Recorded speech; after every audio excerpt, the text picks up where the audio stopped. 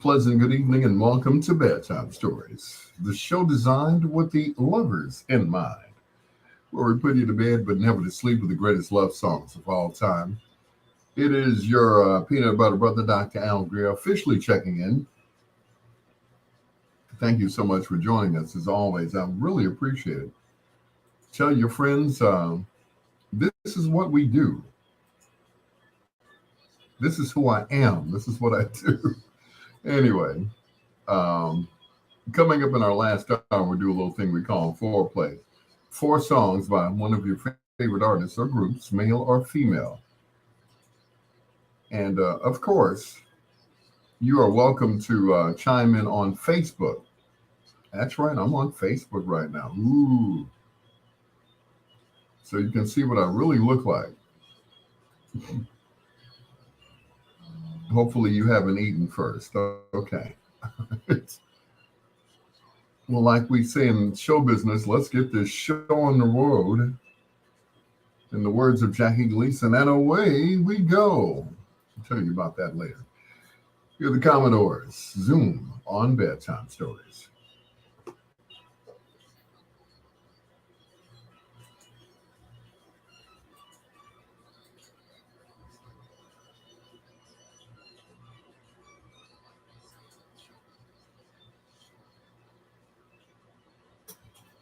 Boom, boom, boom, boom, boom.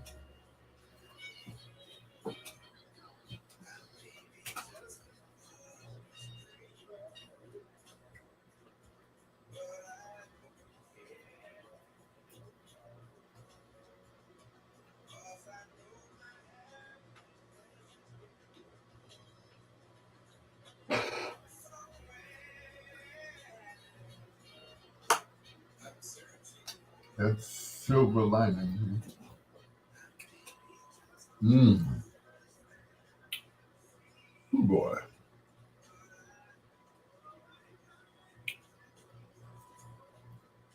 And dream my dream.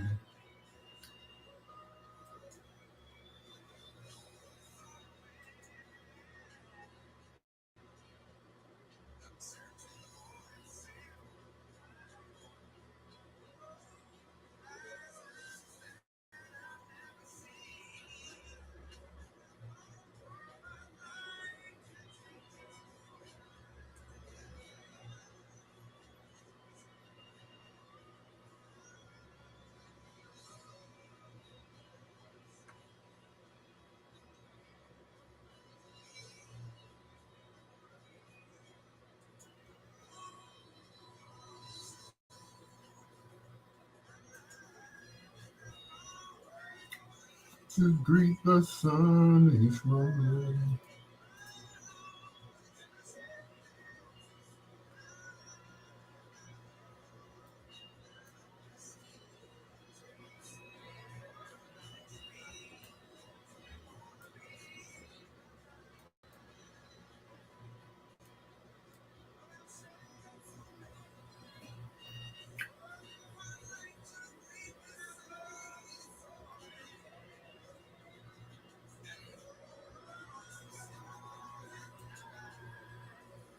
Cool.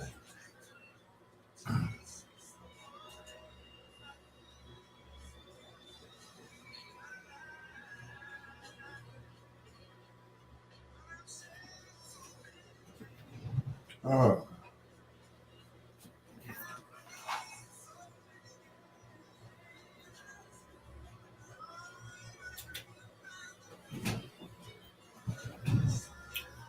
alrighty then. Once again, glad to have everybody with us. Thank you for checking in on Facebook.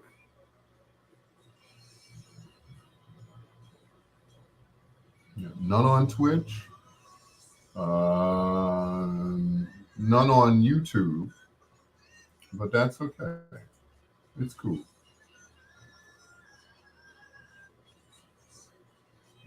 Okay, what happened to my fan? I don't feel anything.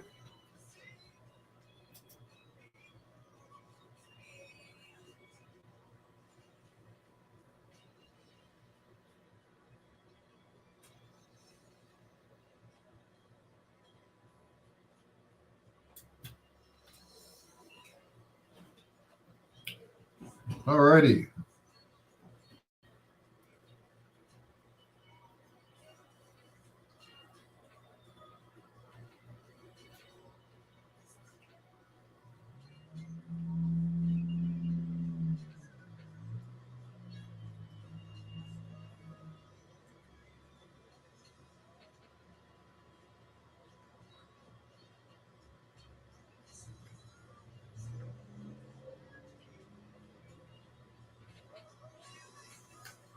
Zoom.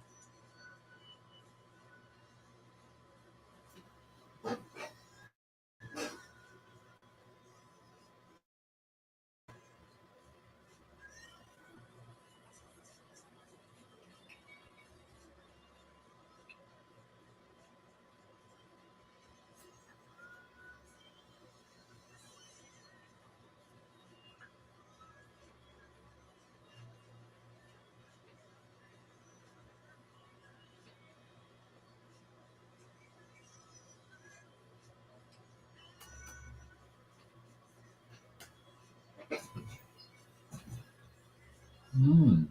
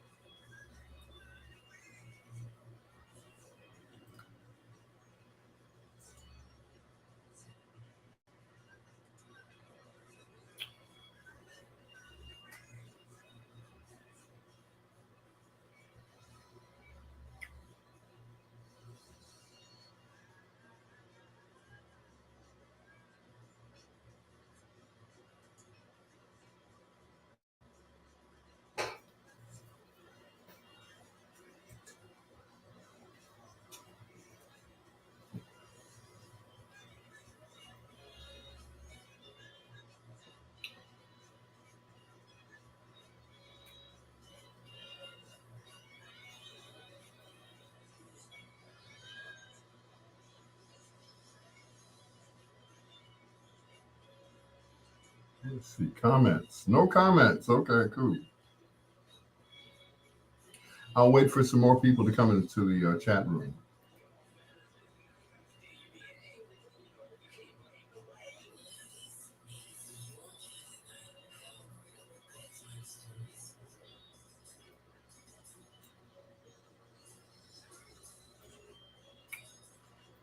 The Commoders.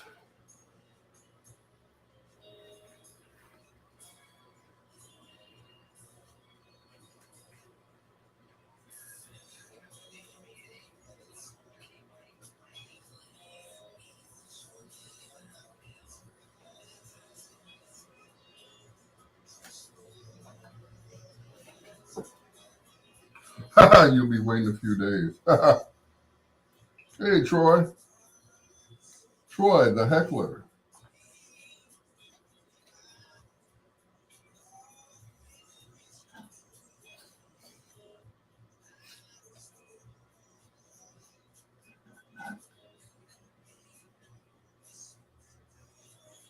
Oh,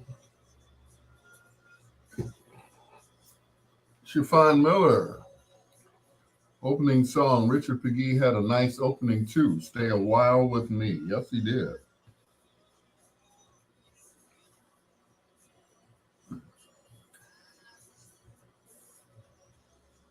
And it's interesting. Richard's theme song was by a lady by the name of Sharon Ridley. Sharon never had any hits after that. And actually, that song wasn't a hit.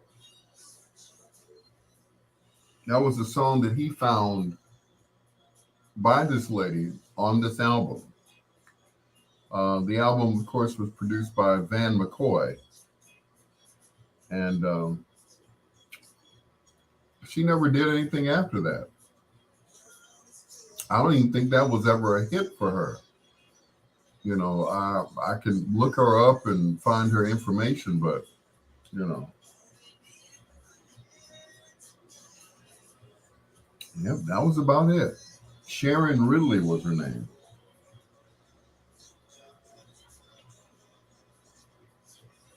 Yep.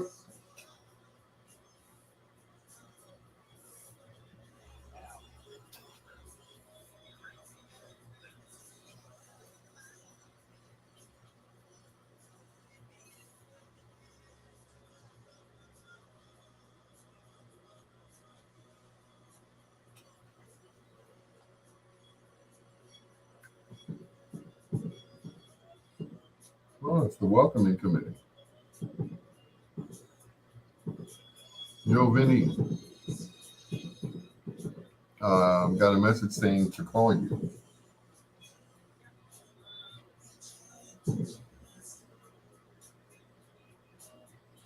Okay, no problem. I will call Mr. Owens and do that immediately. Oh, no problem. And as far as that counter is concerned, it's still not doing what it's supposed to be doing.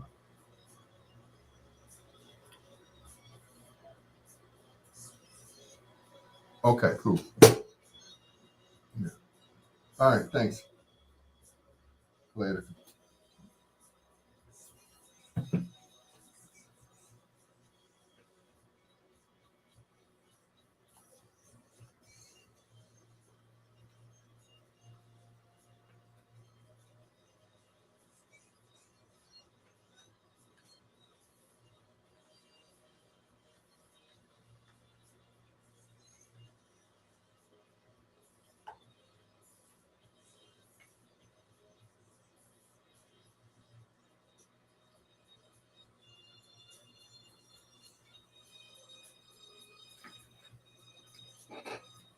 Hmm.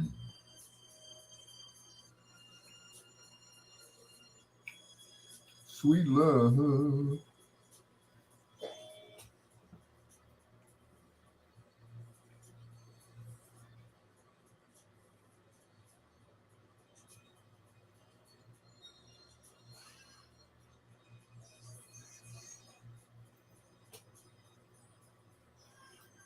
No searching.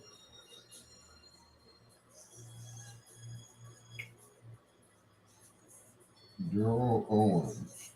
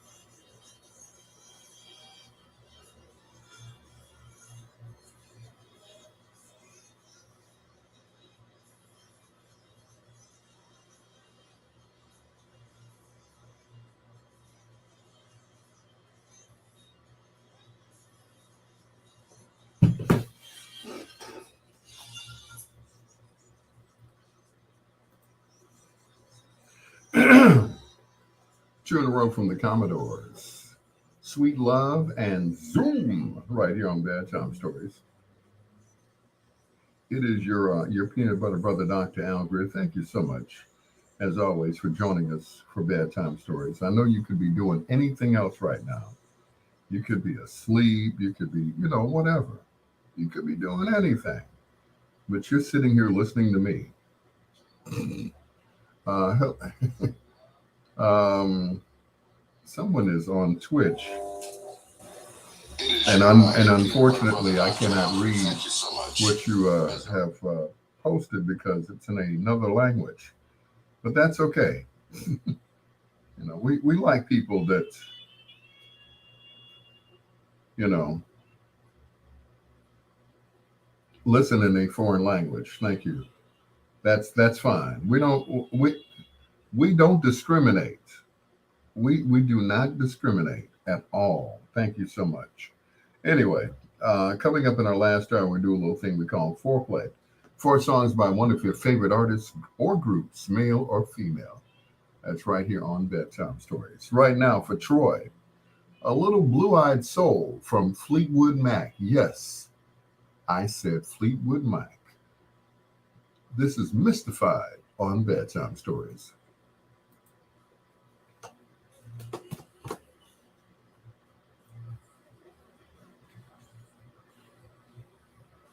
Got me mystified.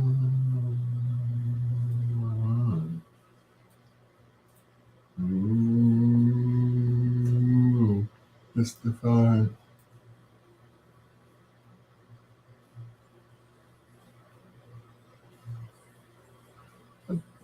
Inside, you got me mystified.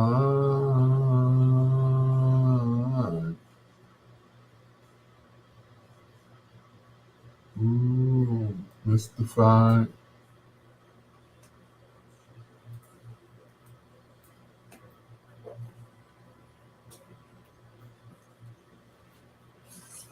Oh, I can't stop eating this spaghetti that my sister made. Mm,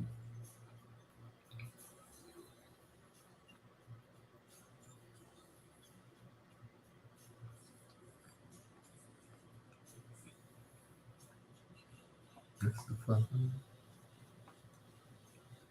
You know who makes some great spaghetti? I don't know. Tell me who makes great spaghetti. Her last name is Greer. She makes excellent spaghetti. Mm, this is not bad at all.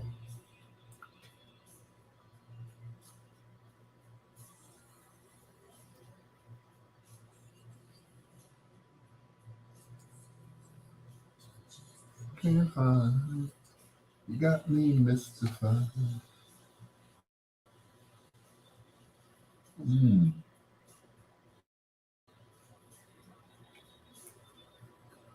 mm, mystified.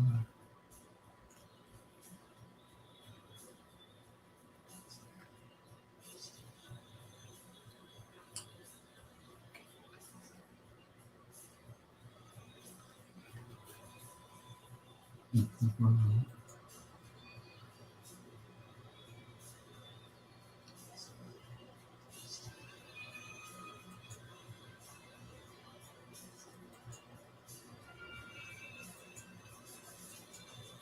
Mystified.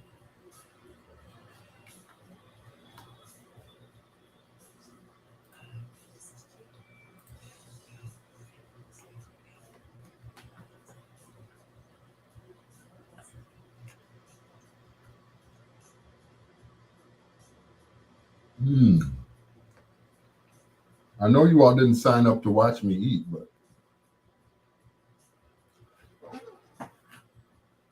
it was my dinner time. So,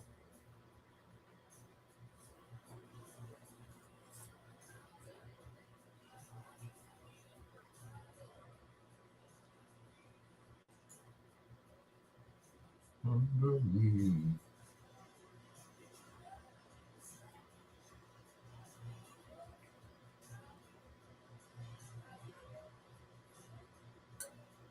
biggest part of me.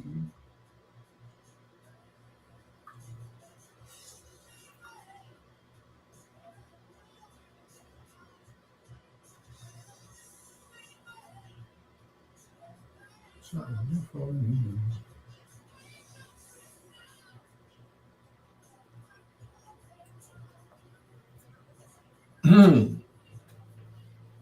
I appreciate everyone watching me on Facebook Live and Twitch. Unfortunately, I can't read any of that because it's in another language. But that's okay. Thank you once again. I appreciate you guys.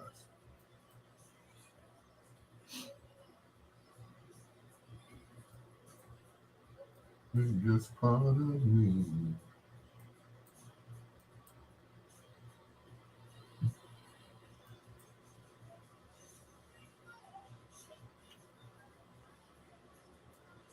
But thank you, and don't forget to share the page with everyone else. I appreciate that. Thank you so much. You too, Troy.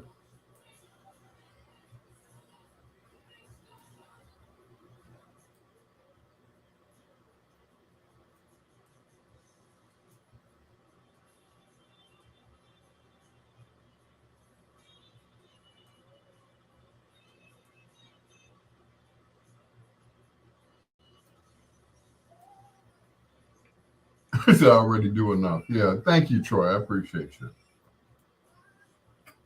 You're at ease. You don't have to do any more work. Thank you. Your work is done here. Hey, Angie, thanks for the spaghetti. It's gone. Yeah, I think I ate it all. I ate the corn and the green stuff first, and then I went to sleep. Yeah, and then I woke up and I ate the rest of it, so it was all good.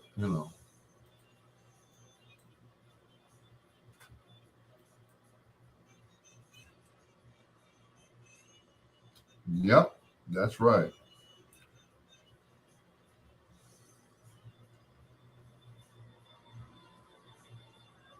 Non-binary pride. Thank you.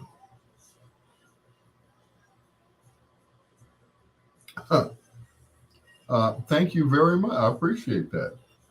And it's in English. Cool. Really climbed up a lot. Yes, it did. Thank you.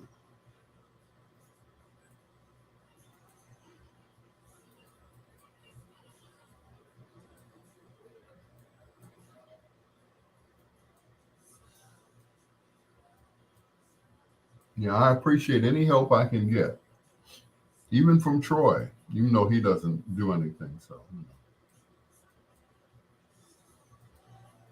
he's just there to heckle me.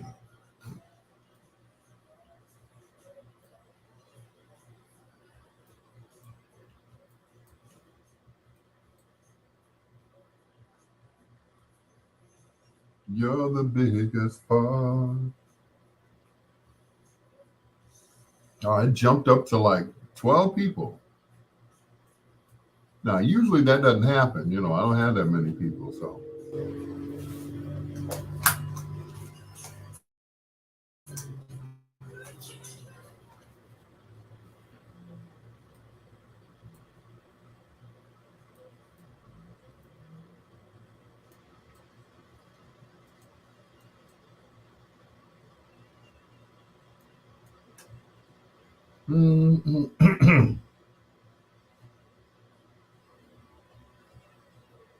Ambrosia, you're the biggest part of me.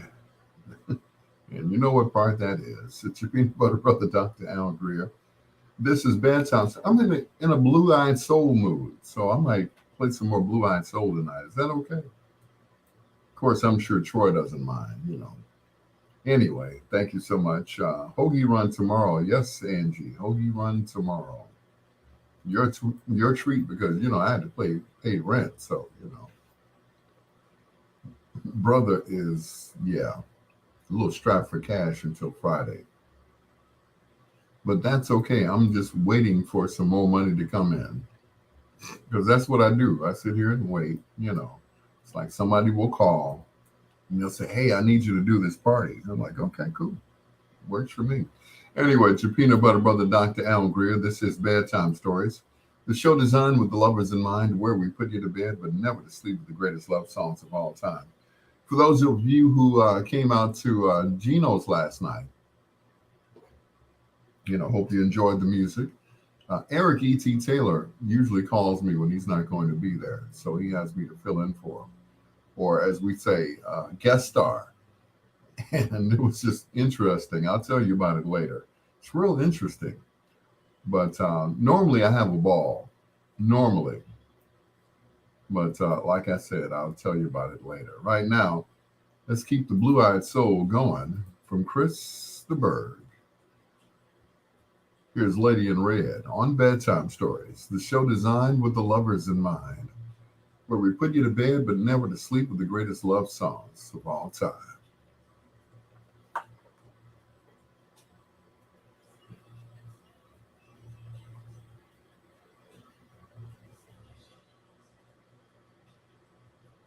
Mm-hmm. Wanted to dance.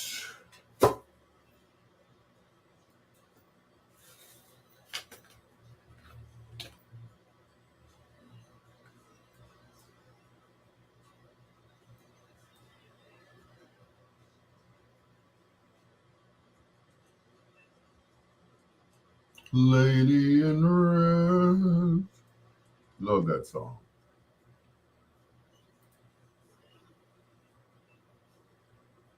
Cheek to cheek.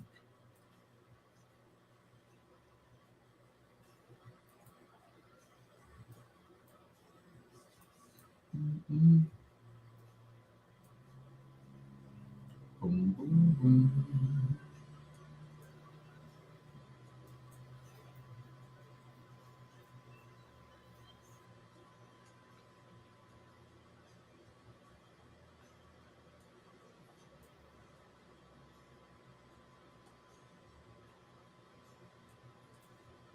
Tonight, tonight.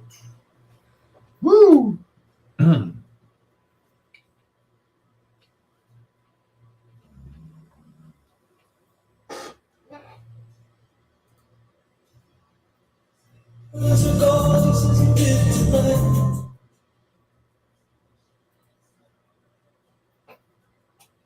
Woo-ha.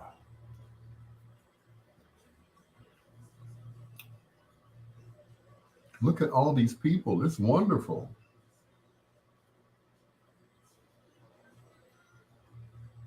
It's wonderful. Anyway, like I was saying earlier, thank you to Eric E.T. Taylor for letting me sit in for him on Sunday at Gino's in Calumet Park. As usual, I had a ball. If for no other reason, the great sound system that they have. Nothing but EV speakers. For those of you who are not familiar with, that name, EV is short for Electro Voice, and probably some of the best made speakers ever. Recently, I discovered some speakers that sound just as good as EV speakers for less. For the price of one EV, I get two Mackeys. It's true. Not knocking EV. I had a pair of EVs. Unfortunately, I lost them when I moved. Yeah, that's what happened. So yeah, they're gone. Yeah, and some other stuff that is gone because I didn't go back to get it, and the person moved and left my stuff or whatever. It's gone. Yeah. So, story of my life, right? Um, one of the places that I used to live, that stuff is still there. Yeah, that stuff is still there. Cool.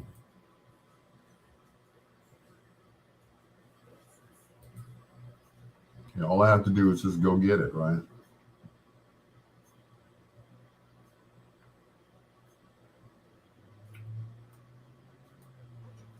Yep, it is still there. It's the other place. It's all gone. But anyway, how was your day? Let me know. Let me know how your day was going back to work. Um, Last week, of course, was Memorial Day, so a lot of people had the whole weekend off, starting on Friday. All the way to Monday. They had Monday off. Me, I work. That's what I do. I work from Sunday to Sunday, always, and that's it. It's what I do. You know, some people get a day off. I don't get a day off. You know. And I'm not crying or complaining or whatever. It's just it is what it is. I don't get a day off, and that's fine. You know, I enjoy my work. I'm not doing anything that's hard or strenuous or you know pushing a broom or mop. You know, not doing any of that stuff. So I feel like I'm blessed and fortunate to be in the business that I've been in for the past 40 years. I've tried other jobs. I sold phones at Ameritech, which became Verizon. I sold electronics at Radio Shack, which became extinct. So, I've worked at, two major corporations, and that was it. I made some pretty good money, especially at Ameritech slash Verizon. You know, we would get commission off of every phone that we sold. So not only did we make a hourly wage, we also got um, incentives, to make more money, which is a cool thing. I enjoyed it immensely, but it never took the place of radio. I would work at Ameritech slash Verizon during the day, and in the evening I would work at a radio station. And some people did not believe I was the same person at, working in Hyde Park at Ameritech. Like there's some guy on the radio saying he's Al Greer. Like, yeah, that's me. He said, but you work for Ameritech. I said, okay. People think that um, that it's it's show business, which it really isn't. It's just it is what it is, you know. So yep, just regular old business, not show business, but just business.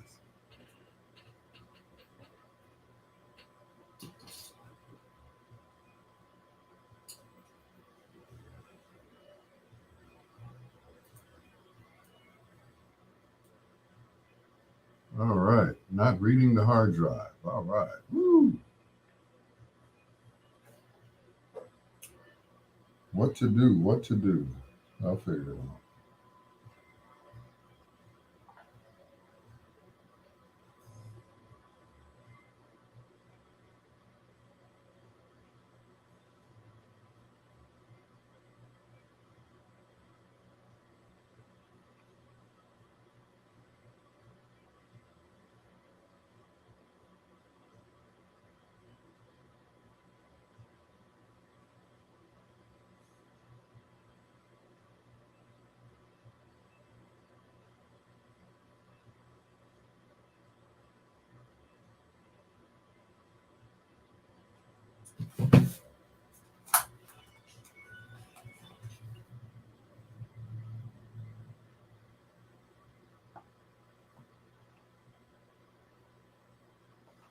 That is that is that has got to be one of my favorite songs. The Eagles, and I can't tell you. Where's my theme music? There we go. I can't tell you why. Okay, skip the ad, please. Thank you very much. Okay. Anyway, having some technical difficulties. No comment, Troy. Thank you very much. Anyway, it's your peanut butter brother, Dr. Al Greer. This is Bedtime Stories, the show designed with the lovers in mind, where we put you to bed but never to sleep with the greatest love songs of all time, right here on WOSD Radio DB Chicago, WDLB Indianapolis, and WRLN Radio.com. Your home for today's R&B and throwbacks. All right, okay. Paired. Okay, I should. And now I can hear myself. That is so weird. Okay, I don't want to hear myself. I want to hear the music. Okay. Anyway, once again, thank you to a gentleman by the name of Eric E.T. Taylor. I appreciate you, brother. There we go. Okay, it's still going to do that. Okay. All right. Well, at least you can hear me. That's always a good thing. Anyway, coming up in our last hour, we're going to do a little thing we call foreplay. That's 4 songs by one of your favorite artists or groups, male or female. That's right here on Bedtime Stories.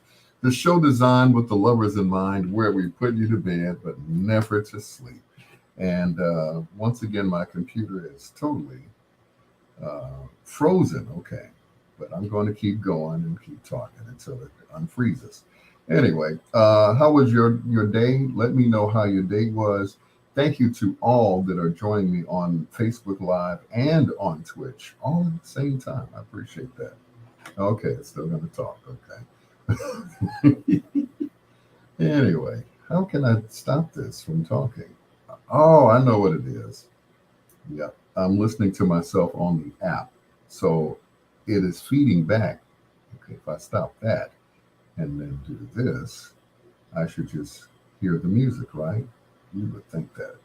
Anyway, to keep going and not to lose my. There we go. All right. Woo! I was wondering what was going on here. Anyway, I'm going to switch computers while we listen to Herbie Hancock and the original version of Bedtime Stories. Right here on, you guessed it, Bedtime Stories with your peanut butter brother, Dr. Al Greer. Hey, Ronnie.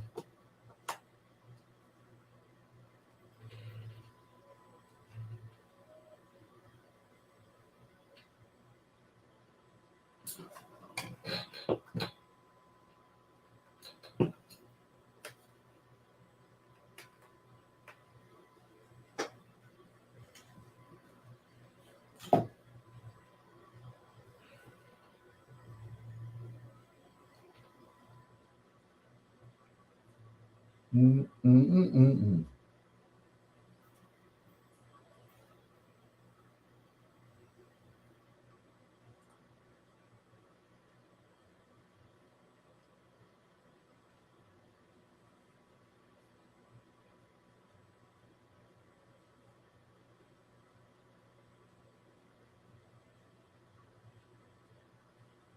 Hey, hey, Ronnie. Hey, hey.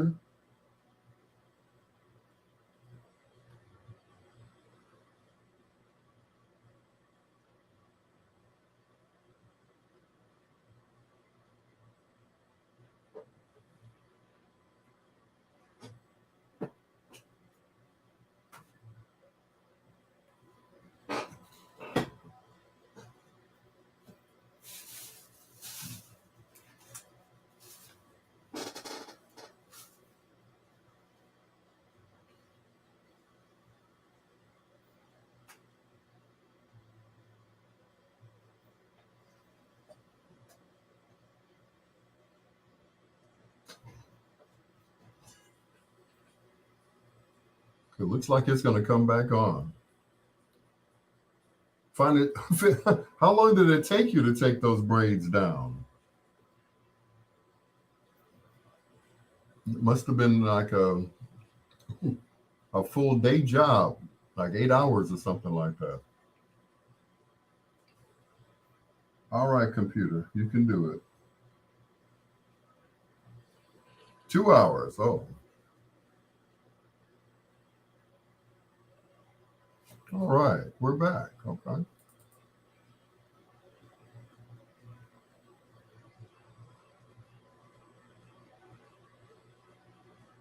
One of those finicky computers, you know.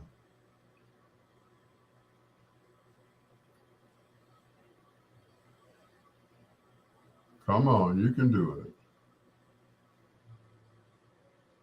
Ah, there we go.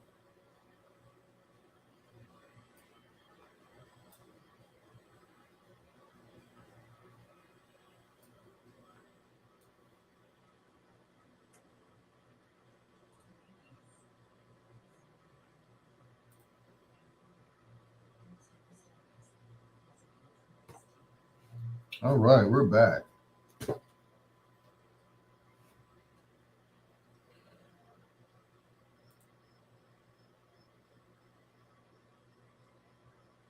It's like the USB drive is in. I'm not touching it. I'm not touching you.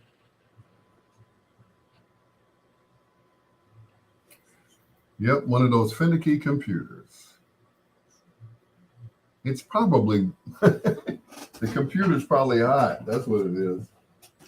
We'll open this door here. Get some in here.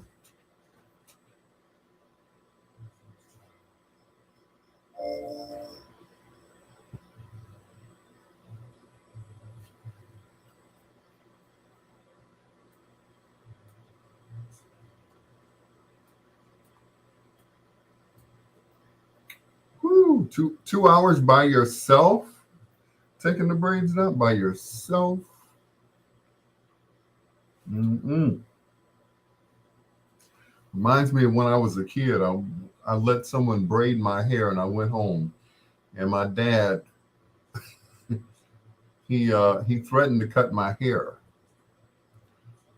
I'm like, Dad, everybody's wearing it like this. John Caldwell, what's going on, sir? Got to buy me a new one. Mine won't stay charged without being plugged in. Yeah, that's the problem I have with this one over here and my Dell. Um, all my computers are Dells except for one, which is an HP, and that needs to be repaired. I was DJing one time outside, and the wind caught it, and it blew it off of the little stand that I have. That was, yeah, yeah. The wind came, and which I guess that's what I get because I was trying to talk to this young lady, and next thing I know, a gust of wind came by, and I heard the computer when it hit the ground. It was still playing, but the screen on one side was kind of broken. So I'm going to take it to my favorite place, which is Chicago Computer Club, and see what they can do with it. Um, if not, oh well, I'll be buying a new one. John Caldwell, what's going on, sir? As always, thank you for joining us here in the den or the new studio. I haven't dubbed the new studio yet. I was going to call it Morgan Street Studio or something like that. I don't know. I'll think of something. Or maybe you guys can give me an idea, I don't want to call it Al Greer Studio. That's just so, you know, so Al Greerish. Everybody thinks I'm, this arrogant guy anyway. So Al Greer Studios. Give it a nice, catchy name or something like that. Or we just call it the Den 2. Because when I was doing the show with my wife, um, it's Alan Kim in the Den. So that was the name of the studio, the Den. So I'm sure that sign is probably still up where I used to live. And they're still calling it the Den for different reasons. So you could have just called it the morgue. You're pretty funny there, kid.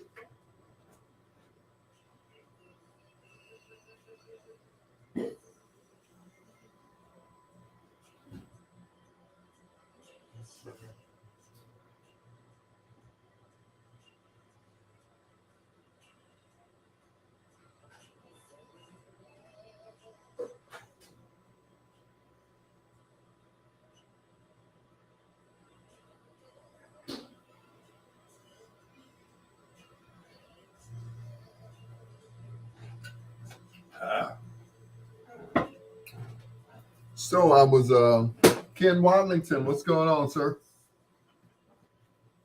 So I was going through my news feed.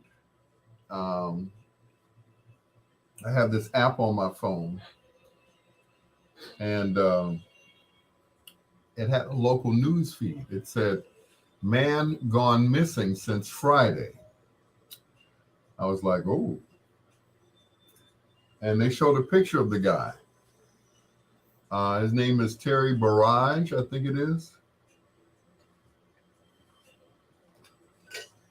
They said he hasn't been seen since Friday.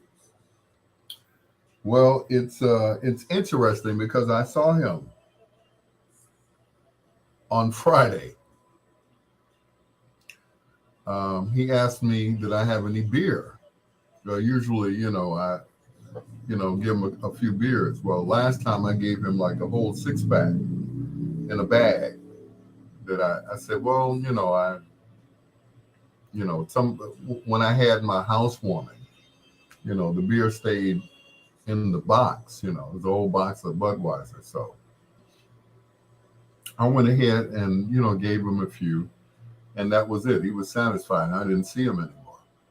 And then this past Friday, I think it was, they said the last time he was seen was on Friday. Well, it came up in my news feed on Sunday. No, I saw him on, I'm trying to remember. So, well, anyway, um, so I saw him and he asked for some more beer. And I said, well, I don't have any more, which I thought the box was empty. The box is still, it had at least 6 Budweisers in it. I said, oh, well, but after I read what I read, I was like, it kind of caught me off guard. I'm like, I just saw this guy and he's missing. So then I looked at the news feed again. They said he'd been found, but it didn't give any information. So I'm hoping that he's been found and that he is, and that he's okay.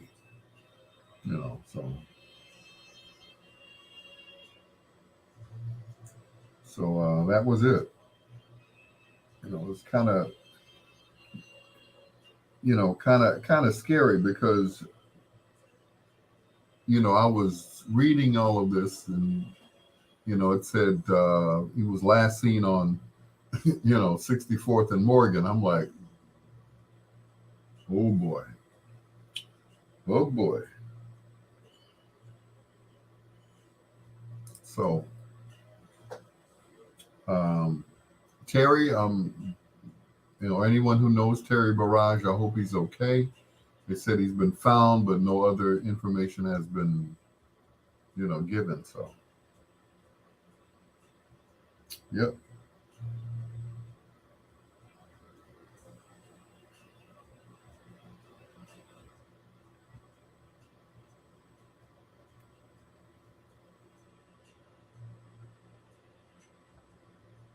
Are we still talking about a computer? We're talking about a missing guy, and y'all talking about a battery on a computer.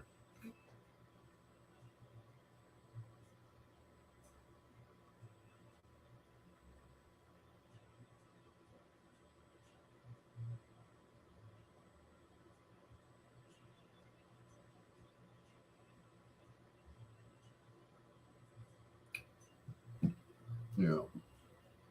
I feel so sad for the young lady that has been missing for 3 years. Thank God he's been found. Yes, but you know, once again, I don't know if he's all right. They said he's been found. Hopefully he's been found alive and not, but it kind of shook me.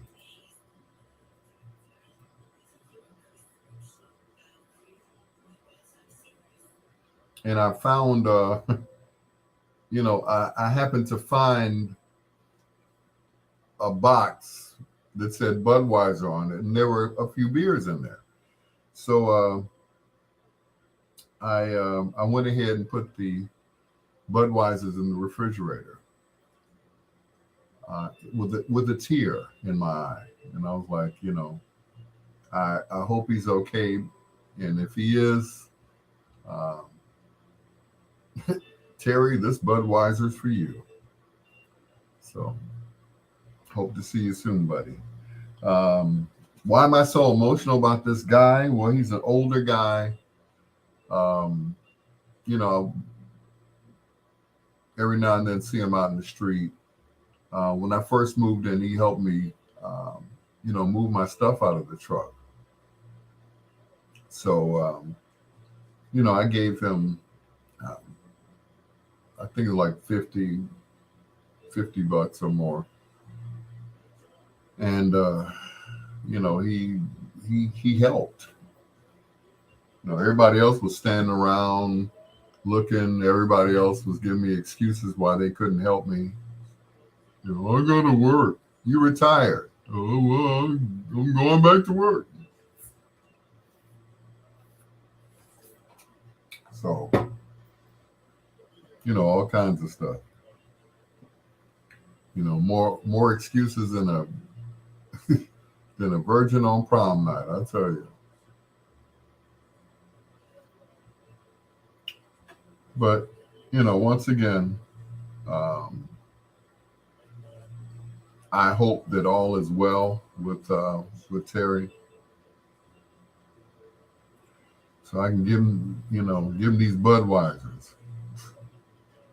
Of course, he can't come in my house. I shouldn't be like that. He and I should just sit down and have a couple of beers together. I try to,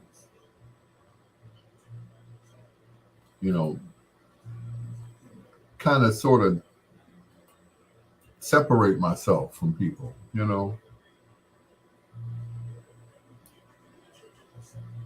don't want to be too common with the neighbors because of the expensive equipment I have in my house. You know, so that's about it. So I try to keep my distance from them. I wave, I smile, I speak, and that's it. That's it. That's all. I'm not trying to, be too chummy and buddy with them. All my Twitch people left. Oh well. They found out I was on Twitch and they left. Oh well. That was quick. I had like 14 people. But anyway, you know how it is, John. You don't want to let everybody in your house. You're a musician. Yes, I'm a musician.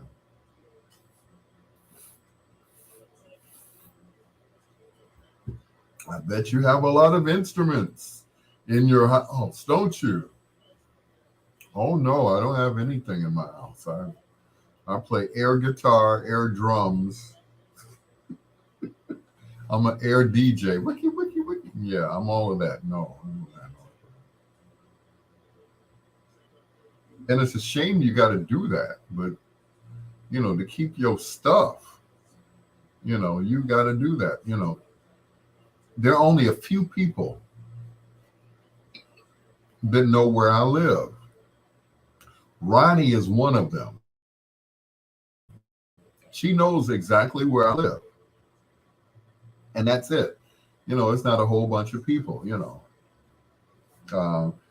I'm sure if Ken or John wanted to come over, I'd tell them where I live. As far as everybody knows, I'm in Inglewood, and that's it. I'm in Inglewood. And even if you see my vehicles parked outside, I said vehicles, I have a car in the van, you don't know if I'm here or not. I could be riding with my son, so you don't know. And I try not to, let everybody know who I am and what I do. All they know is I'm Dr. Greer. They don't know what I'm a doctor of. They just every now and then they'll see me with something in my hand. And that's usually my computer. But my computer is in a suitcase. So they might think I'm going in and out of town. You know, I'm a traveling doctor. That's what it is. Yeah, I'm a traveling doctor. So they don't know who to, you know. So, but my thing is, and my mother always said this: don't let everybody know what you got in your house. She got on me one day. I opened the window in the basement and was just blasting the box. I'm like, bam, bam, bam, bam, whatever the popular songs were in the 70s. And I'm just kicking it, boy. She's like, boy, close that window. I said, what? I wanted everybody to hear me.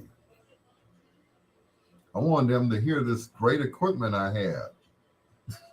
And I was like, my mother was like, boy, if you don't close that window, you don't want everybody to know what you have in your house. Because then you won't have it in your house. I think we got robbed one time. One time. That was it. But for the most part, there was always somebody at home. My brother, my father, he came home from work first, and then my mom would come home, and everybody was basically at home. So the house was never left unattended. But we got robbed once, and I think they took our color television, which was the first color television we ever got from Sears. And I don't even think it had a remote control. It was you know, it was a small TV, and we all watched it, and that was it. Excuse me. And we all watched the same shows. Wasn't and then we got fancy. We finally got a TV in our room, my brother and I. So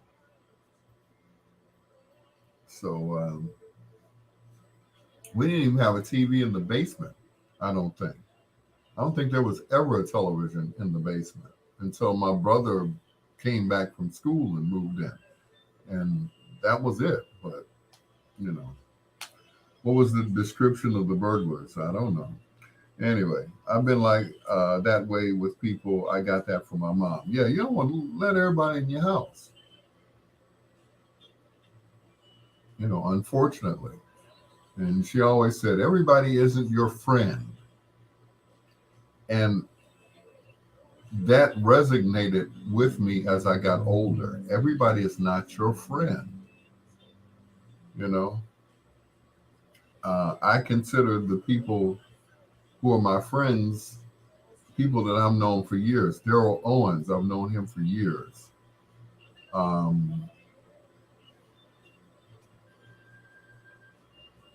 That's it. You know,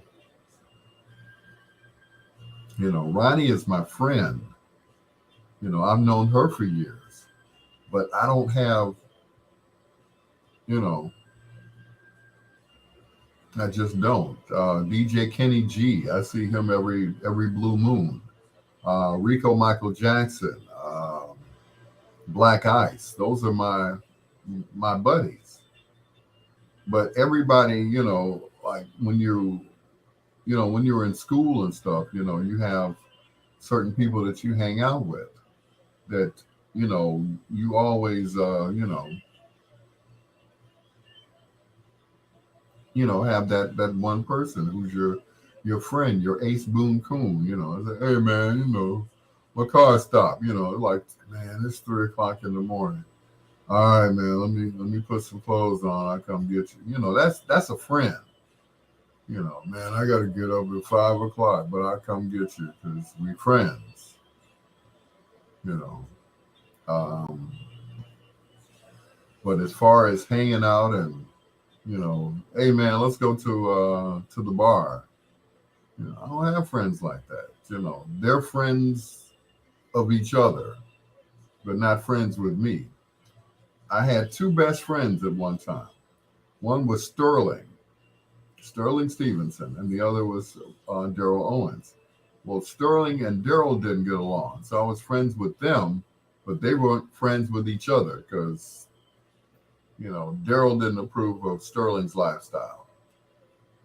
So it was like either you're gonna hang with me or you're gonna hang with Sterling. Okay, so I'm gonna be you know cool with Daryl, and I'm gonna get wild and crazy with Sterling. Whatever wild and crazy was. That's how we used to do it in the project. Put the speakers in the window and blast it. That was cool. Yeah. Then of course you go to work or school and all your stuff is gone when you get home.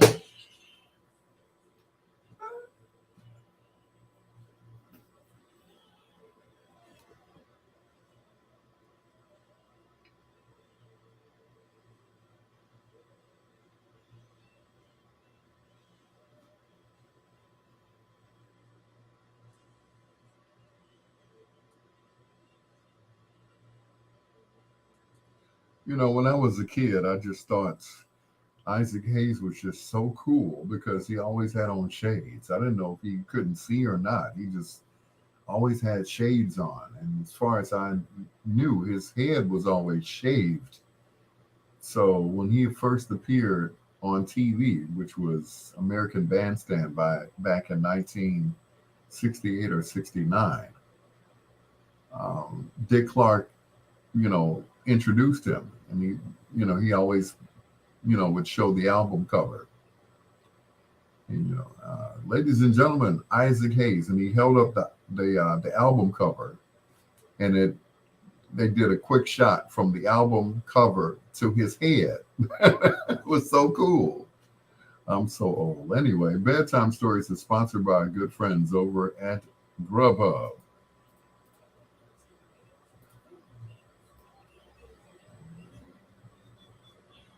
Ba-da, ba-ba-ba.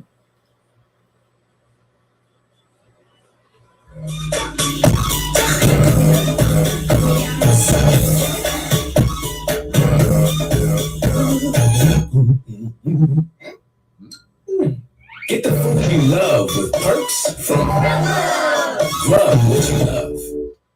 Grubhub is a proud sponsor of Bedtime Stories on WOSD Radio DB Chicago, WDLP Indianapolis and Chicago, and WRLNradio.com. Your home for today's R&B and throwback hits, I guess. It's your peanut butter brother, Dr. Al Greer. Hello to Ken Watlington, also to Ronnie, and to John Caldwell. Thanks for checking into Bedtime Stories on these fine radio stations. You're the intruders. I want to know your name.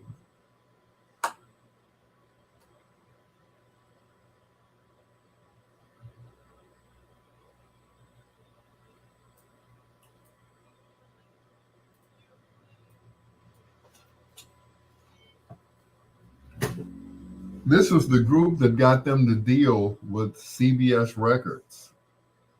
Yep, because they were on a small label, which was named after Kenny Gamble. It was called Gamble.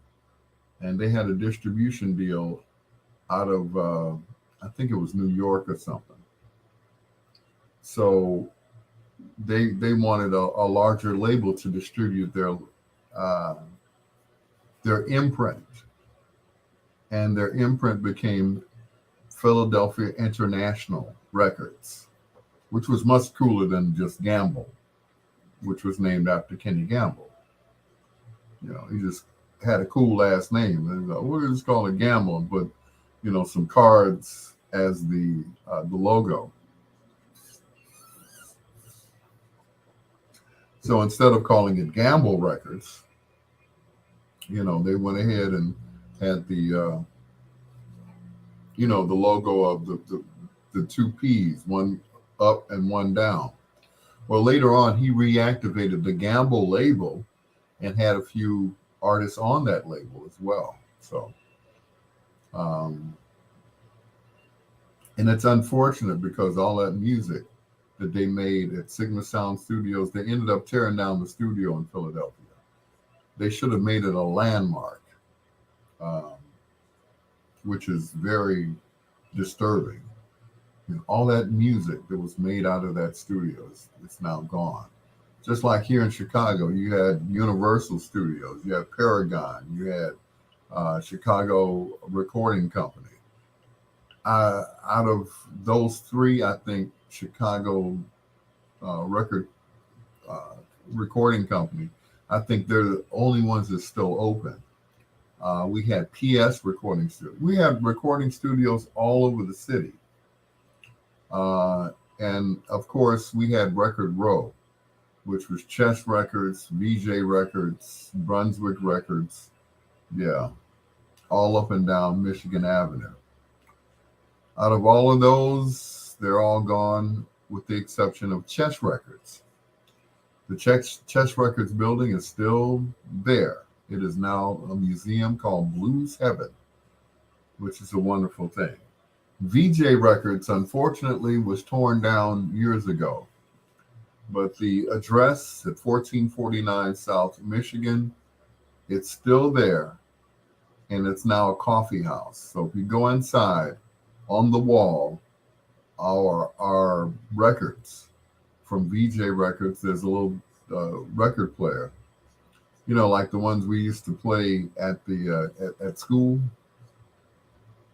Yeah, it had all the bass in it, and it had one loudspeaker in front of it. It was just, they got one of those in there, and of course, album covers of everybody who recorded on VJ Records. Gene Chandler, Jerry Butler, Betty Everett, of course, the Four Seasons, and those album covers and or 45s are up on the wall there. So that's the only thing we have left.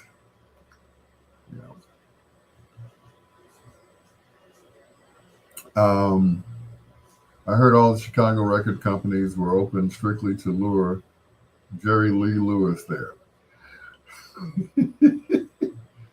And it's funny, you should say that, Troy, because there was a group that recorded at Chess Records that went on to, big fame. And to this day, they still record. And they recorded a song called I Can't Get No Satisfaction. And it was recorded here in Chicago at 2120 South Michigan. And that's the Rolling Stones. True story. Of course, I got that story from Richard Pegee. He and his group, the Norvells, were recording the same day and got kicked out. It was that was their time. So this group from England came in and recorded I Can't Get No Satisfaction. True story. I talked to Mick. He said that's a lie. Really? Shut the front door. So they didn't kick out this group, huh? Okay. And he said Richard Pegee was full of crap. Yo, thanks, Troy. Until last night, I didn't realize that the Emotions and Earth, Wind and Fire had collaborated in a song, Boogie Wonderland. Ken, how could you not know that?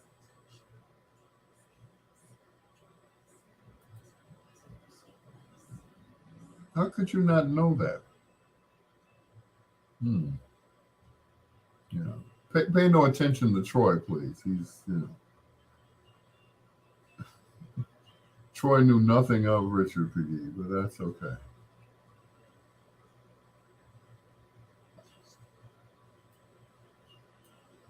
But, Richard's group, the Norvells, were recording the same day. And I Can't Get No Satisfaction came out on London Records.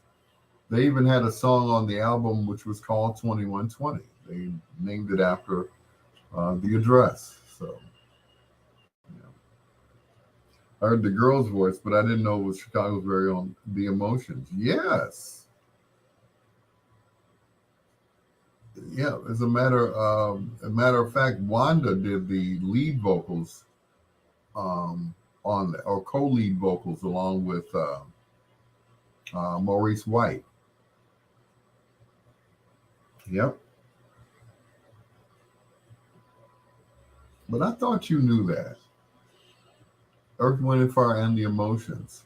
Wanda ended up marrying one of the members of Earth, Wind, and Fire. Um, so she became Wanda Hutchinson Vaughn. So, yep, sure did. Jeanette was the first to leave and then come back. Once they became popular, she was like, "Oh no, I'm coming back." You're like, "Well, we don't need four emotions." So poor little Pam, she got kicked out. But then Jeanette was like, that's not what I thought it was going to be. So she went back to being a housewife, and little Pam was back in. Jeanette was there for one album. So that's it. She's like, that's not what I thought it was going to be. But of course, they all get royalties off of the songs that were sold. So that's it. But yeah, the Emotions sang on Boogie Wonderland, and one of the co-writers for Boogie Wonderland, I believe, ended up marrying Wanda. Yeah. Teresa Davis was an original member of the Emotions. I met her last year, as a matter of fact, when I hosted the Blues Fest. She sang background with, she sang behind Barbara Ackland's daughter, Samada. Her and, what's her name? Oh my God. It'll come back to me. She just had a birthday, as a matter of fact. So originally it was Sheila, Wanda, and Teresa Davis. Then it became Sheila, Wanda, and Jeanette. And then Jeanette dropped out for a while, and then Lil Pam, who graduated from CVS, got into the group, and Jeanette was like, "Oh, wait." So the four of them recorded together, but you only saw three of them at a time. It was always Wanda and Sheila, and Pam, Wanda, Sheila, and Jeanette. Originally, when they were at Stax Records, it was Wanda, Sheila, and Teresa Davis.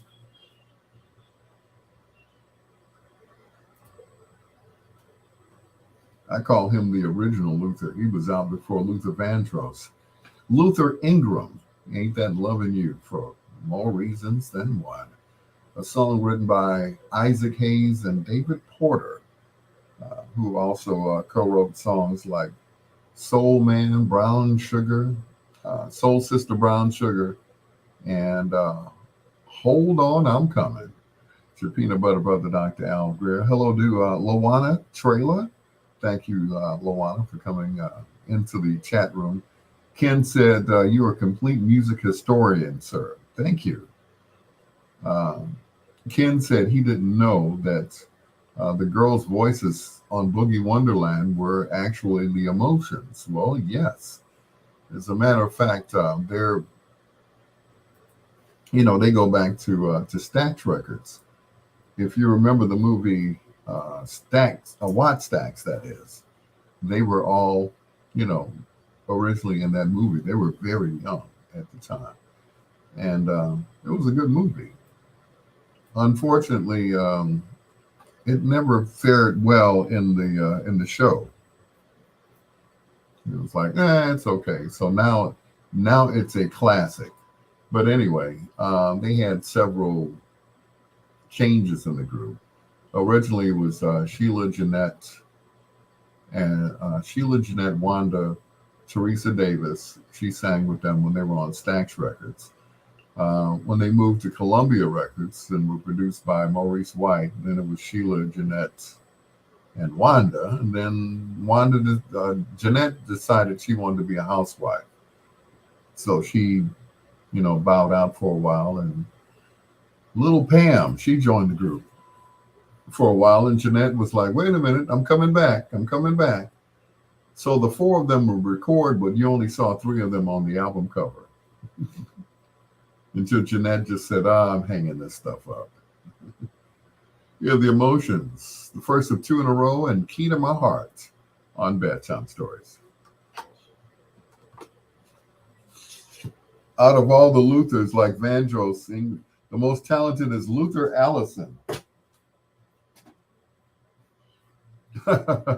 Luther Campbell, yeah. Luke.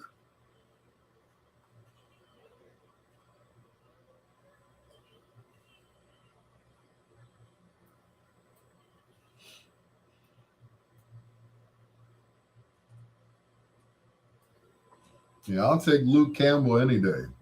Pamela Hawkins, hello, little hustler, you hustler, you. Hmm. She got a new car and everything. She's just lifting and Ubering up a storm, I tell you. You know, I think that's probably one of the best ideas they could have come up with. Well, it's like a double-edged sword. Of course, it's you're right by UIC. Oh, cool.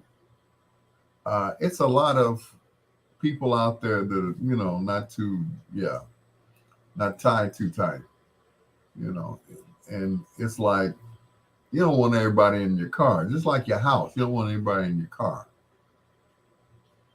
but it's probably a good idea because it's cheaper than a cab.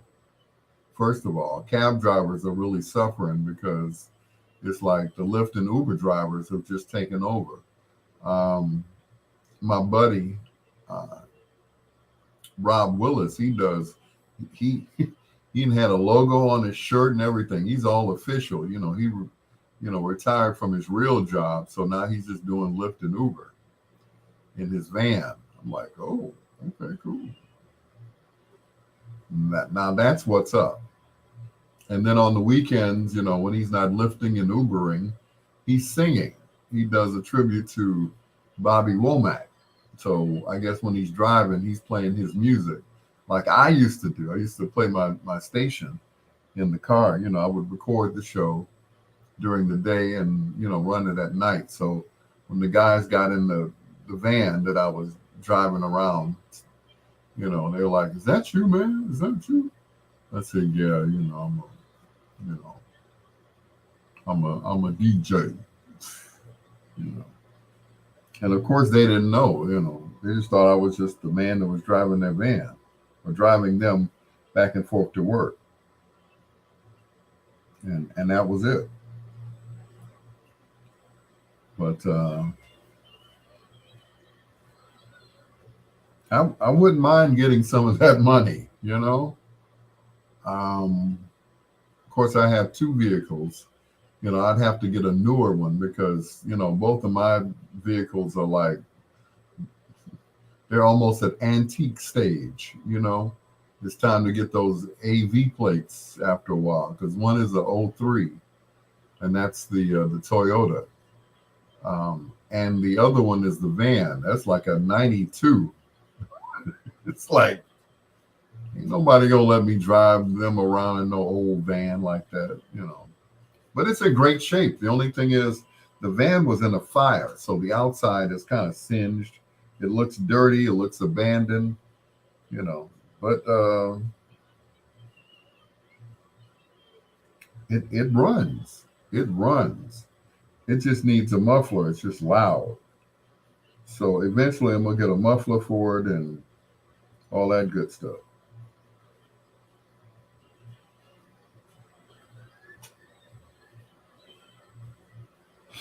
Yep.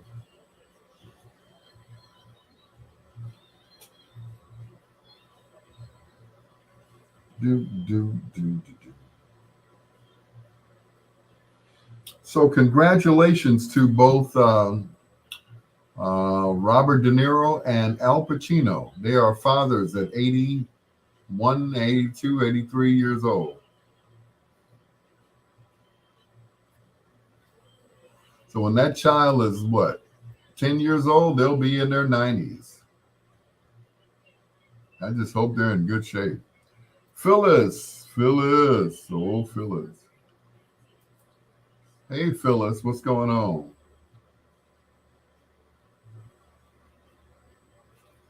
I'm just saying, at that age, mm-mm. I'm sorry, I'm 62 going on 63. I don't want to have any children anymore. My youngest is 18 years old. She just graduated from high school. I ain't trying to have no more kids. I got grand kids, children. Sorry, and that's it. I don't, mm-mm. And De Niro and Pacino are totally watching this right now. Yeah, right. Yeah, you know. I'm sorry. 80 something years old and they still popping them out. Dang, what are they taking? That's what I want to know. Yeah, what are they on? You know. De Niro was in this movie, right? Dirty Grandpa. That was the funniest movie I've seen. Hey Preston, what's going on, man? Dirty Grandpa. You got it. If you haven't seen it, yeah. Dirty Grandpa is the name of the movie. Yeah. Their grandkids are their kids. I know, right? You know, I mean, just imagine, you know, imagine them going to pick up their children, like, oh, it's your grandpa. No, it's my dad. You know, I could just see De Niro opening the car door or the van and like, you got a problem? You got a problem with that? You know, you know. And then Pacino sitting, ah, you know, it's like, he said, hey, Uncle Al, hey, get in the car. We're going somewhere. Yeah.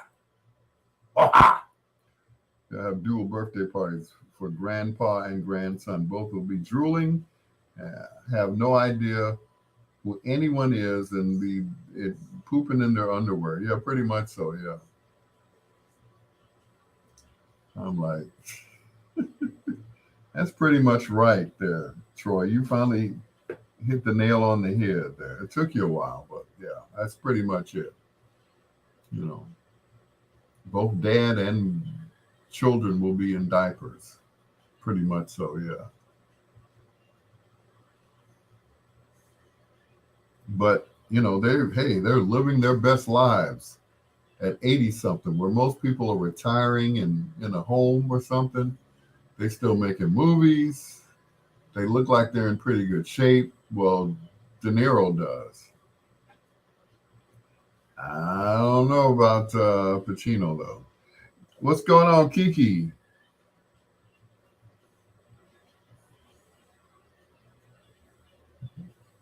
Mm-mm. Kiki, would you be having children at 80 years old? Of course not. No, I'll let you answer that. Do you think you would have a child at like 80 years old and you can't you can't you can't throw the ball and like, come on, Dad. Not right now, kid.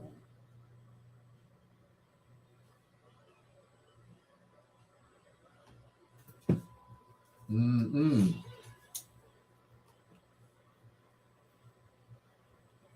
I'm walking. Two in a row from Chicago's own Emotions. We're talking about in the chat room. We're talking about the arrival of the children for both Robert De Niro and Al Pacino, who are both in their 80s, and they both had children by their much younger girlfriends and or wives. Pacino wanted a paternity test, and like, I think Maury retired, didn't he? Maury's no longer on, so you can't go on Maury. I don't know, but I'm like, Really? I don't know what they're taking. I'm like, if Viagra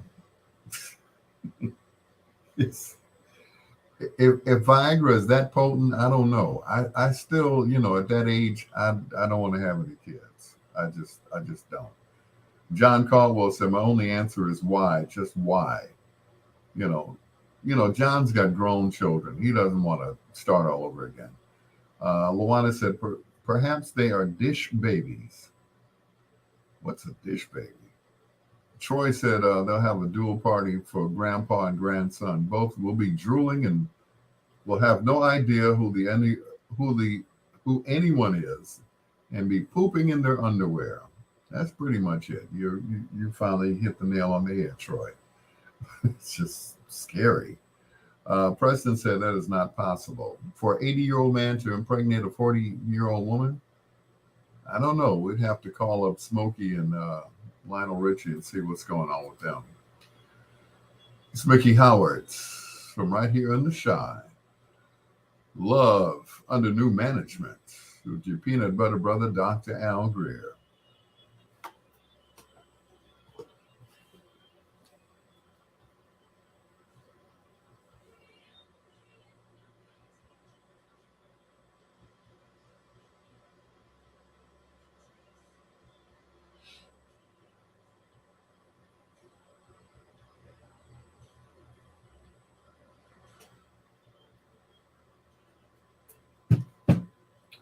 Created in a petri dish.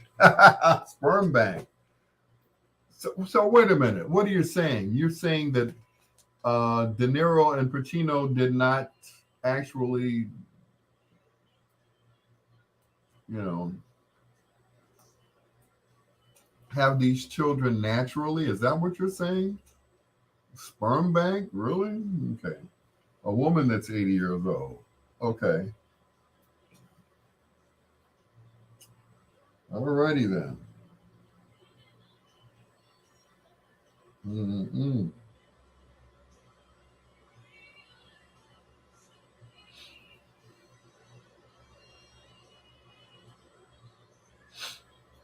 Mm-mm. I don't know. Men can squirt forever. Thank you, John. Um, um, I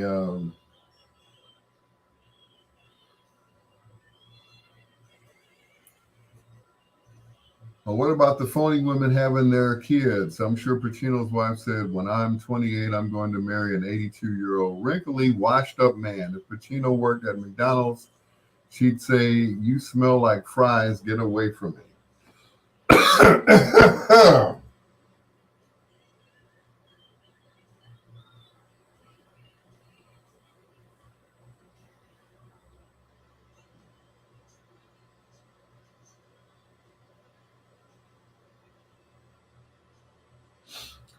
um, Troy, once again, you're absolutely right. Yeah, I got this the other night. I wasn't gonna bring it up, so I gave this young lady my card, and nice looking young lady. And of course, at the end of the night, I found my card on the floor where she was sitting.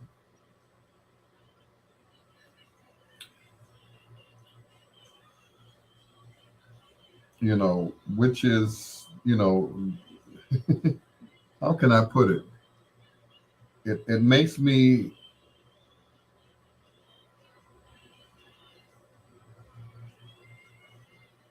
just keep to myself.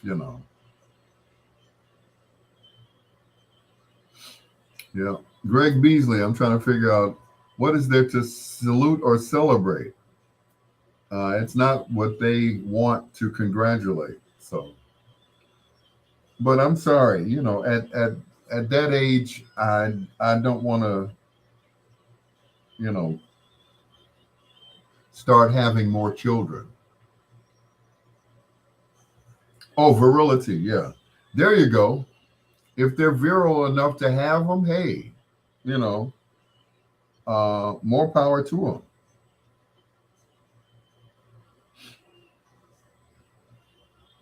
More power to them. If they can, do that with their young girlfriends, then cool. When Machino met his wife, she said, is that Ben Gay I smell? And if, my thing is, if they can, you know, get it up, they can get it on.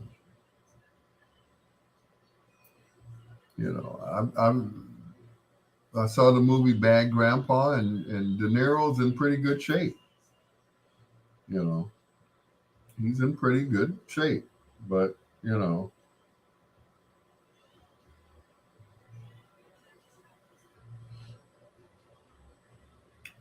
you're my dream man. Tell me more about the 1950s. John said, at that age, your life should be fulfilled. Yeah, pretty much so. But I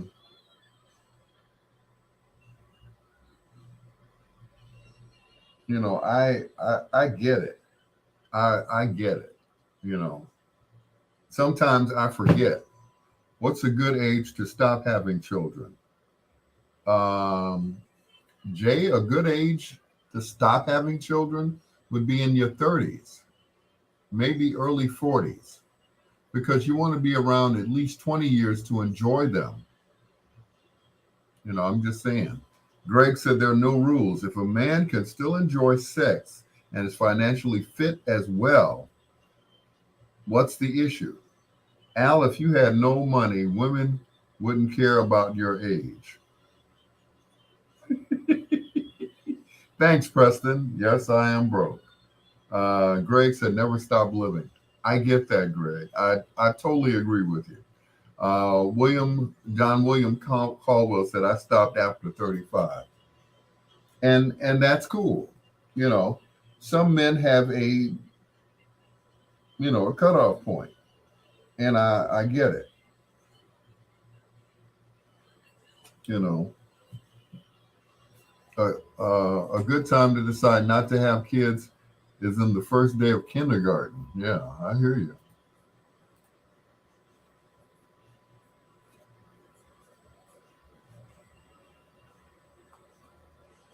But I get what Greg is saying. I mean, if you are virile and still can do that and, can keep up with your children running in the backyard, okay, cool. Just don't do like that scene in The Godfather where he's chasing his grandson and, he starts having a heart attack and the son is spraying him with pesticide. You don't want to go out like that. I'm just saying, you know. I'm just saying. I'm just saying. If you can, then cool. Life is not fulfilled until you die. Once again, that's a good point, Preston. You're absolutely right. Absolutely, positively right.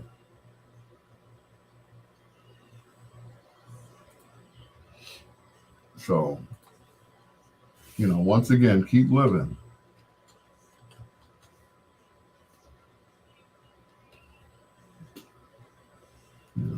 Keep living.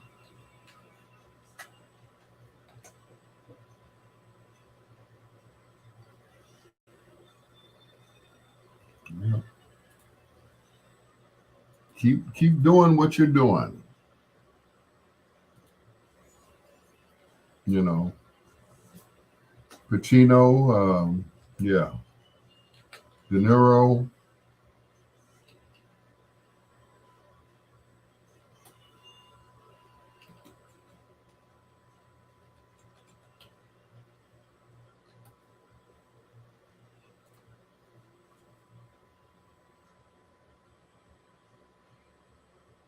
Keep doing what you're doing. Rich people have nannies. I know, right?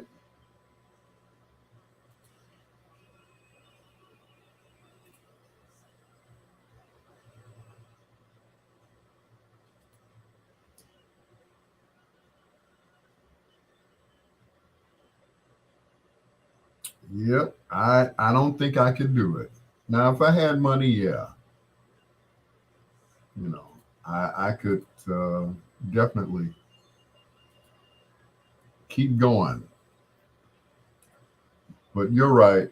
When I had money and was young and was, had a full head of hair, things were different back then. Now it's like,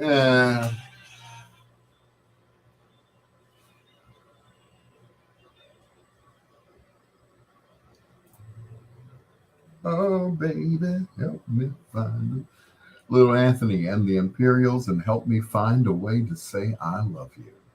Whether it be with flowers, candy, or putting some candy on you. Yeah, baby. It's your peanut butter brother, Dr. Al. We're just about 21 minutes away from foreplay. Thank you so much for being on my Facebook Live. We're talking about, once again, Robert De Niro and Al Pacino having children at a late age.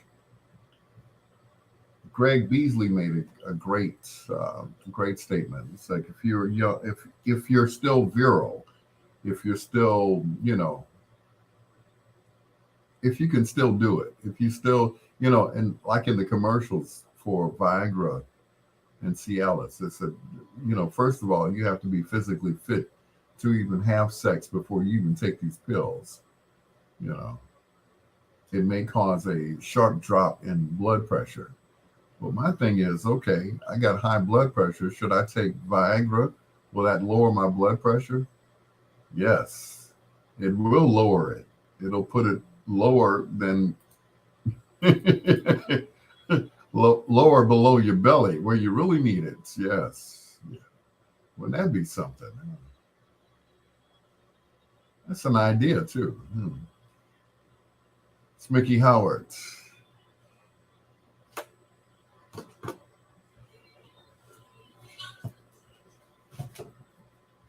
But what about the kids? They'll be asking what daddies do. Money buys what beauty gets for free. Yep.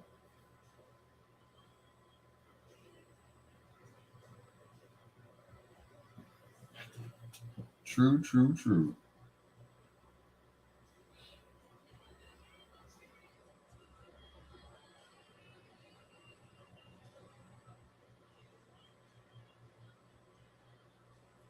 Yep. How about just a lifestyle change? Hmm.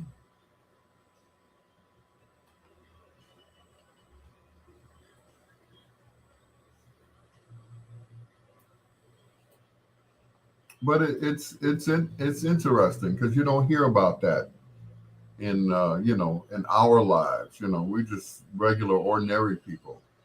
It probably goes on, you know, in other places, but we always hear about celebrities, like Smokey and Lionel Richie, Al Pacino, De Niro. Yeah, average everyday people like us to take some Viagra and knock up a 25, 26-year-old girl. Then it's like we're trying to relive you know, our past or whatever. So that's it. You get some more water. That's it. That's what I need, some more water.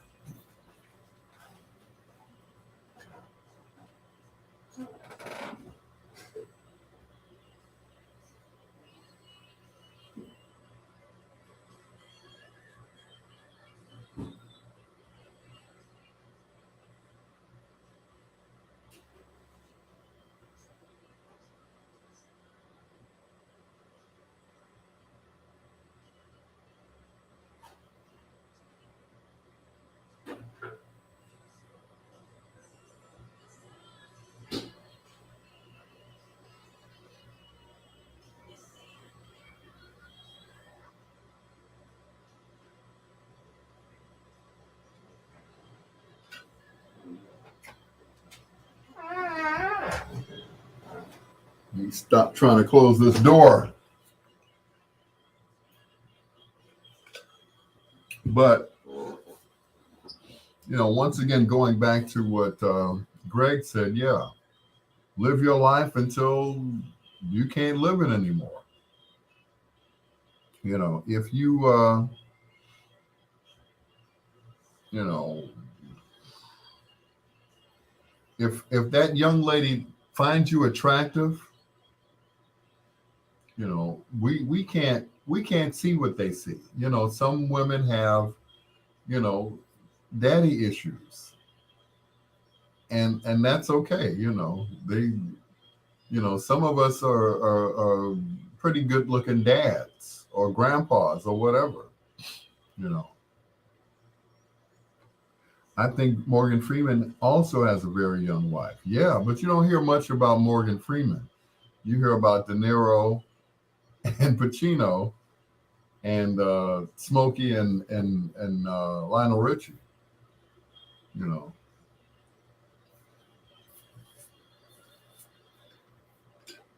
but again, like you said, there's somebody for everybody. Some women, have daddy issues, and daddy is cool as long as he dresses appropriately, and looks good in his clothes, ain't shedding and peeling and everything else.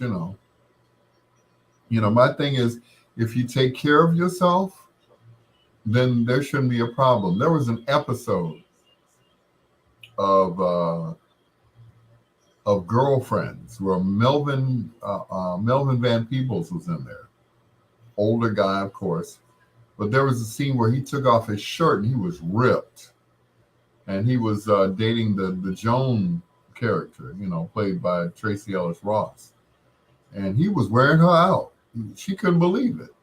So she's looking through the drawer trying to find, is he taking Viagra, this and that. Some guys are just like that until they die. They're just virile like that, you know. So they may just like him for his maturity, and that's a good good point, Preston. Because what happens is when they've gone through all of these knuckleheads, or as I or as I describe them as disposable ninjas, then it's like, okay, it's time for, dare I say it, a real man. A man is not a real man until he's gone through something. You know, until you've reached your 50s or 60s, because women are, you know, um, they old when they're born. They're already old. They're already bossing the man around. Daddy, do this. Daddy, don't do that. Do it, daddy. So that's it. Um, some older men are more mature. Some older men are more mature.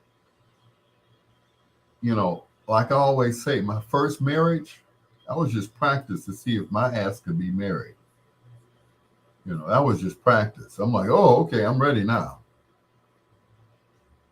Because originally, and I told my first wife, I said, I've seen others, be a dad, be a husband, but you're never a husband or a dad until you've had kids and a wife. So, it's you're still in that learning stage. You don't just uh, right. They like their maturity. Notice they aren't dating an 80-year-old retired mailman. But anyway, there was this gentleman once that I did his wedding reception. He said, I've been married 3 times. This is the third one. I said, okay. He said, you want to know why? I said, yeah, please enlighten me. He said, the first one was because I had to. The second one was because I wanted to. The third one, he said, was for my health. The first one he had to because they were young and he got the girl pregnant. Basically a shotgun wedding.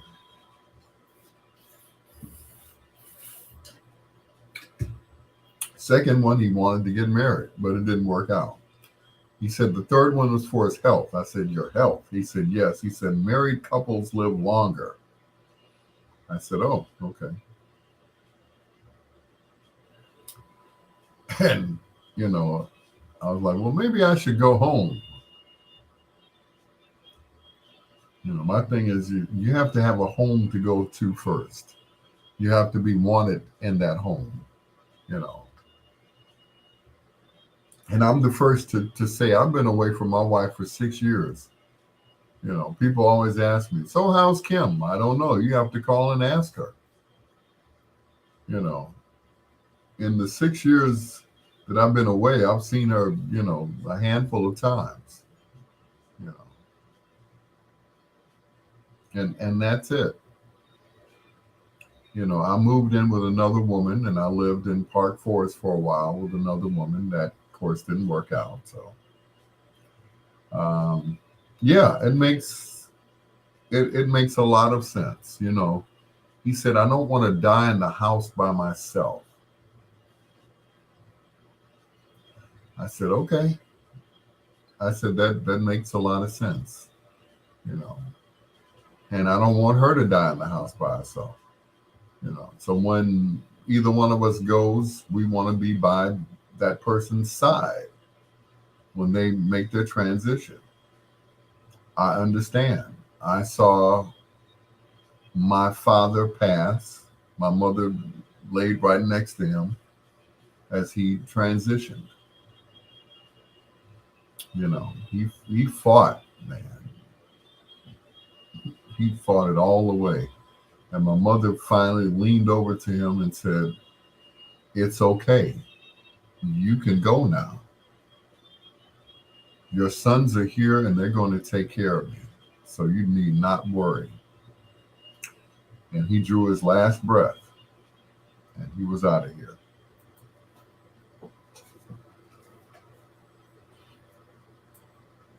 That is a love story right there. The maestro, Barry White. And oh, love, we finally made it. My, oh, my. You just don't know how long I've waited. It's your peanut butter brother, Dr. Al Greer. We're still talking about De Niro and Pacino because it's interesting. It's an interesting story. Nobody wants to, everybody wants to be happy. Nobody wants to die alone. I did a wedding reception for this gentleman once, and this was like his third marriage. And he said, you want to know why I'm getting married again? I said, yeah. I said, I've been married 3 times. The first time was because I had to, because her parents wasn't playing that, baby daddy stuff. So we had to get married. He said the second time he got married didn't quite work out. He said the third time, he said, for my health. I said, for your health? He said, yeah, married couples live longer. And he said, I don't want to die in the house by myself. I want her to be at my side when I draw my last breath. And like I told everybody offline, that's the way my father went. My mother was holding his head as he transitioned, and she leaned over and told him, it's okay. Your sons are here and they'll take care of me. And he drew his last breath and he passed on. That right there is a love story, a bedtime story, if you will.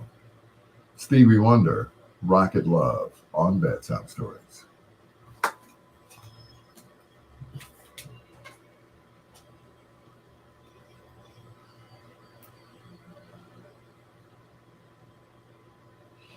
Doo-doo. Yep, nobody wants to die alone, and I get it. And once again, going back to, maturity and everything else. Some men don't, they don't settle down until they're like, 60s or 70s. I told myself, I said, when I turn 50, I want to be married. And that's exactly what I did. When I turned 50, I got married. What was that, about 13 years ago? It's like, and I still believe that Mr. Redmond, that sooner or later, um,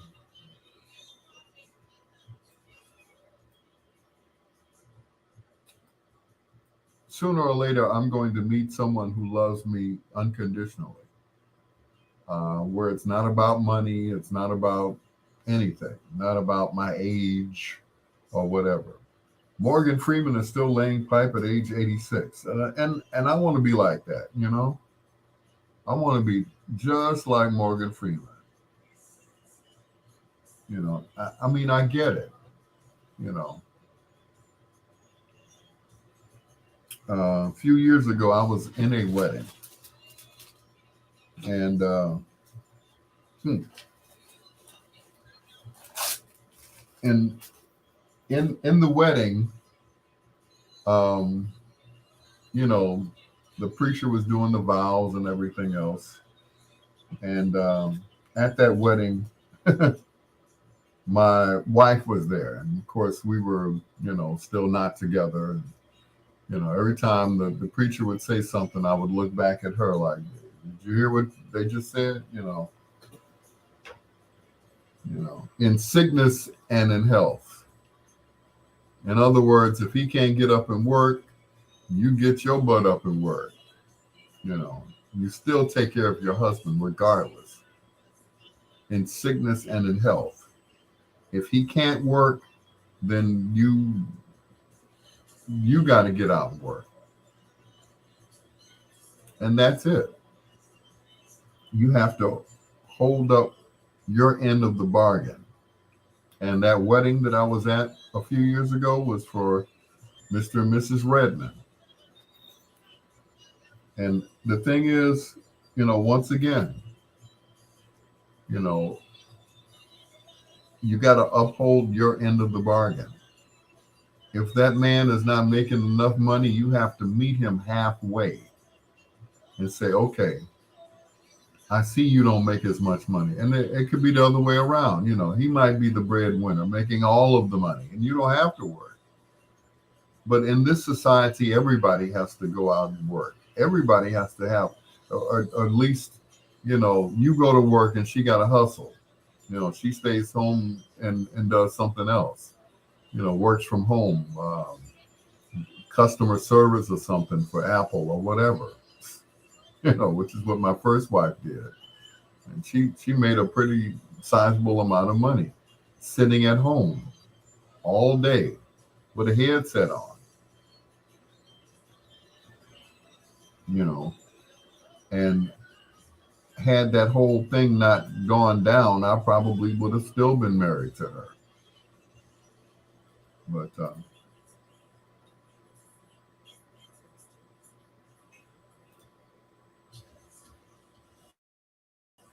but people sometimes people get married for the wrong reasons, and it just doesn't work out. It just doesn't work out.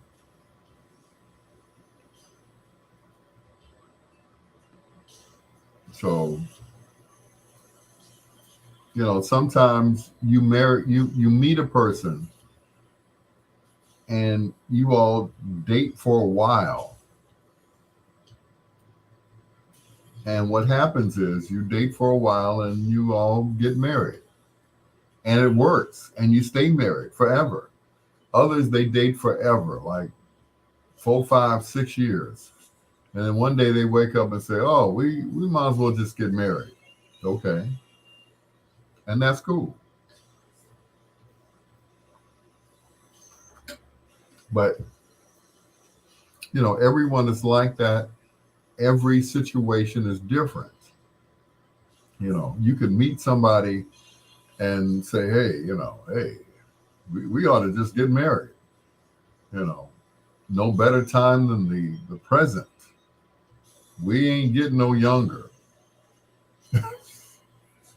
I made a statement a few months ago, and of course, I had to eat my words.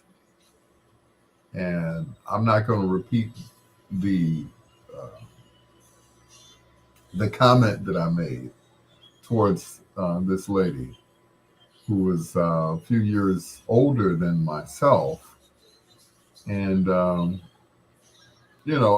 of course I apologized, and I of course ate those words, but you know that's just it. You have to, every situation is different.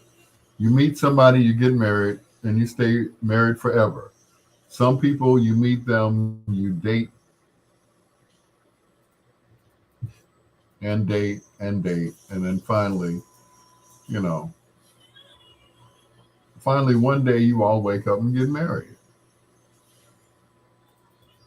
Or you're like Goldie Hawn and what's his name, Kurt Russell, and never get married. That happens. You know, it's not one size fits all. Every situation is different. Um, a guy that I went to school with, he got married right out of high school, had kids, the whole thing. Divorced his wife, met a younger girl, and now he's kicking it with her. You know, once again, each situation is different.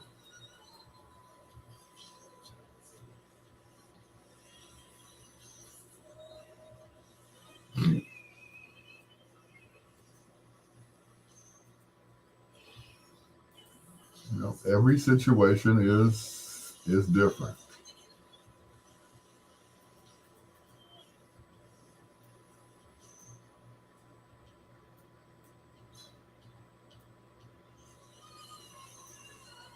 But you know, sometimes it works, sometimes it doesn't.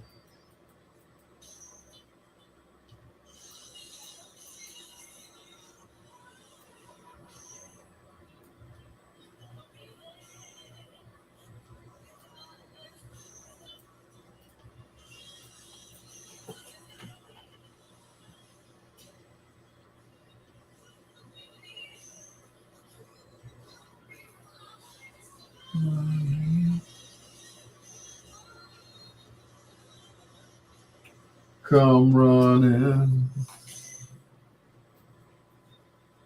let's come on, come running.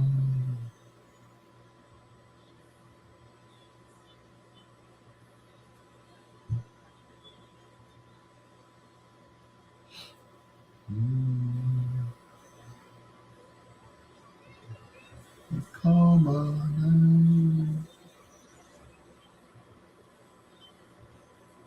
come running.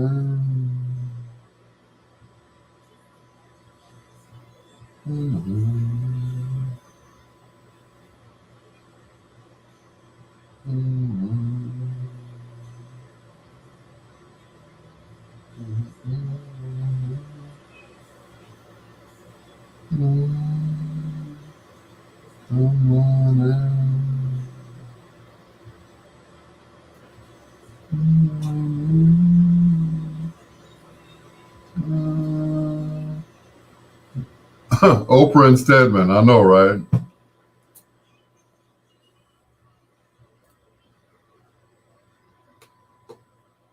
Allison Williams, just call my name and I'll come running. It's your peanut butter brother, Dr. Al Greer. This is Bedtime Stories, the show designed with the lovers in mind, where we put you to bed but never to sleep with the greatest love songs of all time, right here on WOSD Radio DB Chicago, WDLB Indianapolis in Chicago, and WRLN, a Ray Neal media station. Bedtime Story, let me catch my breath. Bedtime Stories is sponsored by our good friends over at Grubhub. This is James at Florida Evans, I know, right?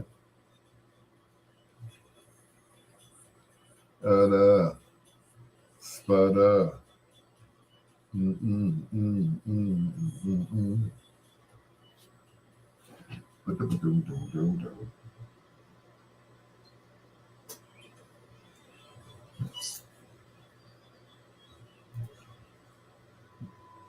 Grubhub is a proud sponsor of Bedtime Stories with your peanut butter brother, Dr. Al Greer, and it's time for foreplay. But before we go there, hello to Pat Westbrook. Thank you so much, Pat, for being on our live. I don't know if anybody notices the little ticker tape at the bottom where it says Bedtime Stories with Dr. Al Greer. Donations are welcome via Zelle. And of course, my phone number, 773-519-1223. That's not there for decoration, guys. I really mean it. I really mean it. Anyway, it is time for foreplay. This young lady, she was a protege of the late great Rick James. Rick had a choice between producing Diana Ross or a young lady by the name of Mary Christine Brockert. He chose Mary Christine and renamed her Tina. Kind of like some Ike stuff, but and their relationship was just like that. Yeah, except she was doing the ass kicking. Tonight in Foreplay, we feature the music of Tina Marie, the queen of vanilla soul, right here on Bedtime Stories. Here's Irons in the Fire. Hey, Pat Westbrook.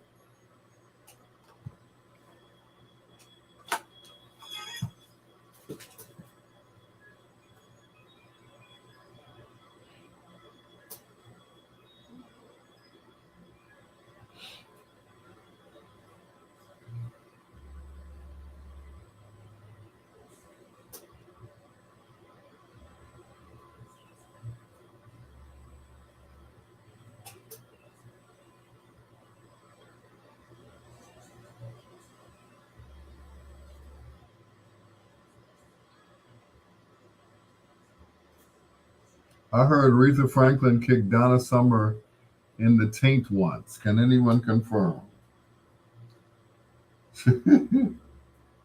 I don't think so.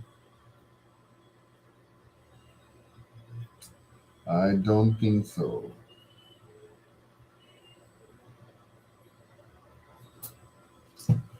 But anywho, but yeah, donations are welcome via Zelle. I can't stress that enough. Even though Troy wouldn't send me a dime, even if he had $1 million, he wouldn't send it to me. But that's cool. I understand. But I'm on. How can I put this? You know, I'm on a fixed income. Yeah, it's fixed all right, I tell you. Anyway, so whenever I DJ, I get paid. Whenever um, whenever it's payday, I get paid. So, and I know everybody's got bills. I hear you. Everybody's got, who is the king of R&B in your opinion? The king of R&B, living or dead? Living or dead? Who is the king of? I'm talking about getting some money, and she's asking me who the king of R&B is. Already working my ass off to entertain the audience is obviously here just for me. Like I'm going to pay for it. Thank you, Troy. Once again, I appreciate that. But anyway, king of R&B.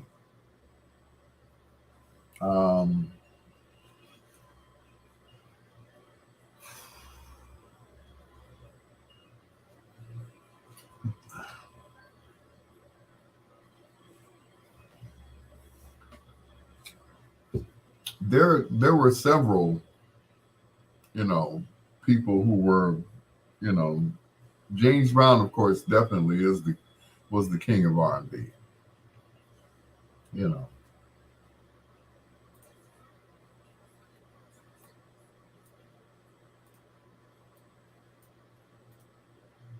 yeah. What you said, Pat? Neither. But you know, there were several people who were considered the king.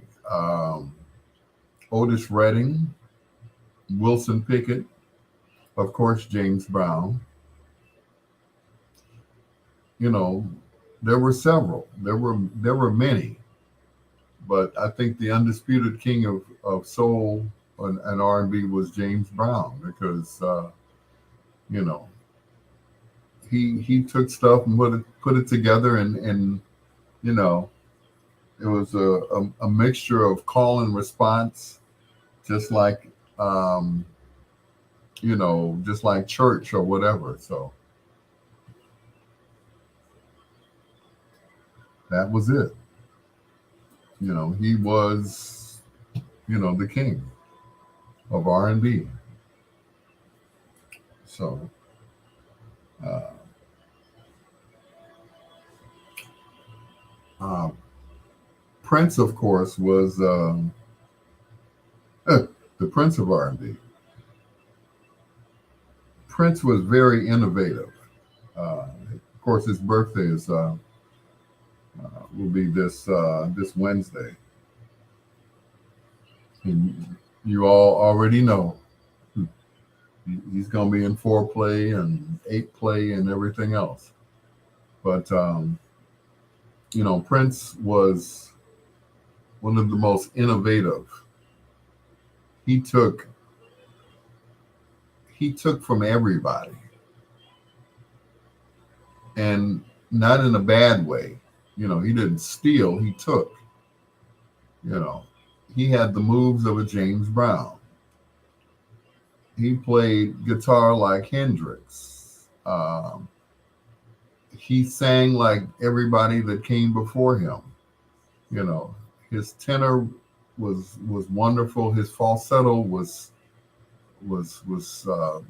just thrilling. Just everything about Prince, and that's why you know um, that's why Prince has always been one of my favorites. You know, he took from all the people that he'd ever seen in concert, and he made it his own. You know, uh, James Brown, Jimi Hendrix, Little Richard, he took from all of them. R. Kelly doesn't even come close to a Prince, James Brown, Wilson Pickett to me. I'm not taking anything away from him, and it has nothing to do with what he does in his private life. I just think he's not worthy to be in that same category, along with you know a James Brown, a Jackie Wilson, Wilson Pickett. You know, um, Robert is good, but Robert is not the greatest. You know, it's like you know in basketball, everybody's like well, LeBron is the no, LeBron ain't even there yet. You know, he'll never be an Oscar Robertson, Kareem Abdul-Jabbar, Michael Jordan. You know, so not once again, not to take anything away from LeBron, he ain't the greatest. R. Kelly's not the greatest, and that's it. Bill Laimbeer, greatest basketball player ever. Not even close. Not even close. But I understand why you would say all those are D artists. Okay, But I would never, once again, I would never take anything away from Robert Kelly. You know, he's good, but he's not great.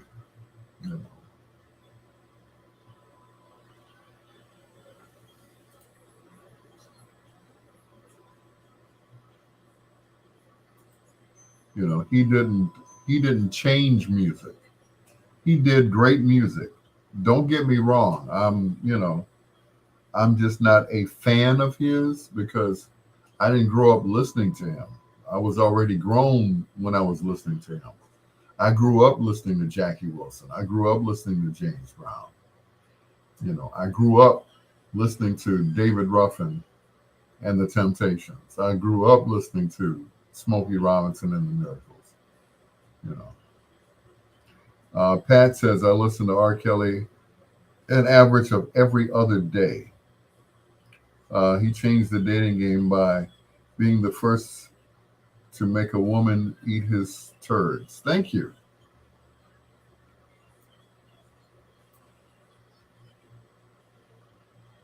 But once again, um,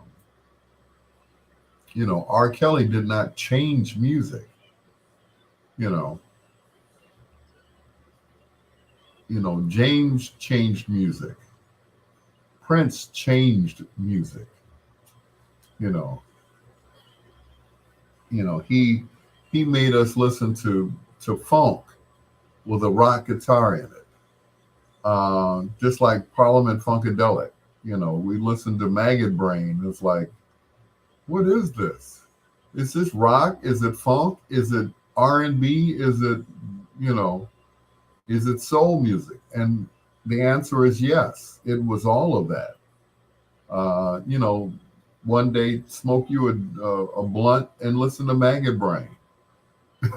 You know, and you'll understand the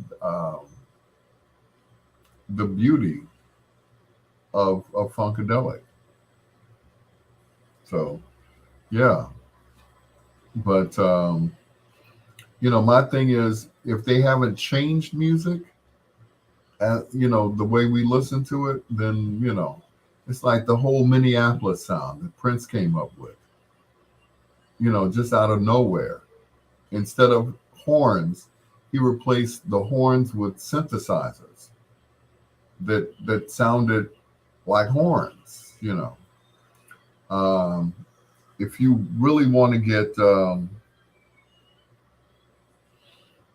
if you really want to get down into listening to music, listen to Prince do the long version of "Sexy Dancer," which he did all by himself, played every instrument on it, and it sounds like it's a bunch of people playing on it. He's playing drums, he's playing bass on it, he's playing all the synthesizers, all the keyboards. You know, he did all of that. If you listen to the long version, which is about 7 minutes, he's soloing it on all the instruments except the drums. You know, he starts out dun, dun, boom, boom. He's playing bass on it, and the guitar down and that, dun, dun, dun, and it goes into a bass solo in the middle of the song. This is the long version, not the 4-minute version that's on the album, but the long version. It's like, you know, Prince was the man. James Brown, who couldn't read music but wrote music, you know, he could find the key on the keyboard or the organ or whatever. But James wasn't a musician. He played drums on a couple of songs, you know, but he was a genius. He heard stuff that stuck. His music will be played forever. His music was the soundtrack for a lot of rap songs that we hear.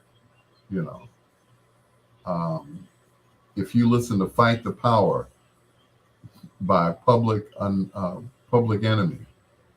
That's nothing but James. That's Hot Pants Road by the JBs. Dun, dun, dun, dun. That's, and they took that sample, they took that James Brown song and made probably one of the greatest rap songs of all time. Overweight Lover by Heavy D. Dun, dun, dun, dun, dun, that's Past the Peas by the JBs. James is probably one of the most sampled artists ever. The only reason they didn't sample Prince because he didn't allow it. He didn't want to be sampled. You know, if there's a sample of his song anywhere, you know that he didn't approve of it.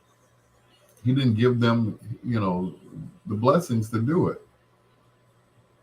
If you listen to Mary J. Blige, what is the name of that song? Well, anyway, it uses a sample of Curtis Mayfield's "You're So Good to Me." Be Happy, that's the name of it.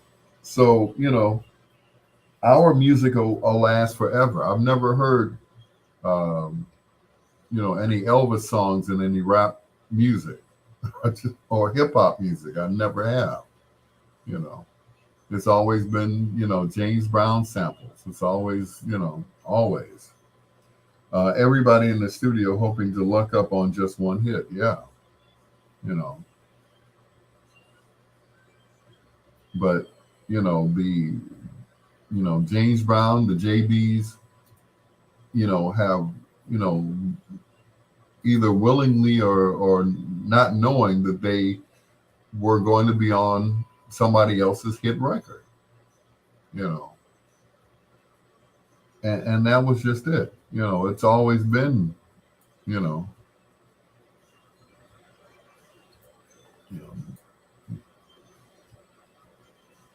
James was the man,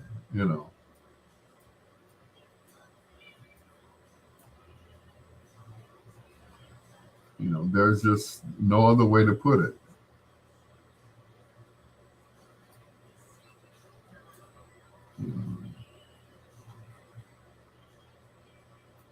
Their music will live on, and that's just it. The music will live on forever. Yeah. So that's it. That's all. But I don't look at Elvis estate as popping just on his image, and yeah, that's just it.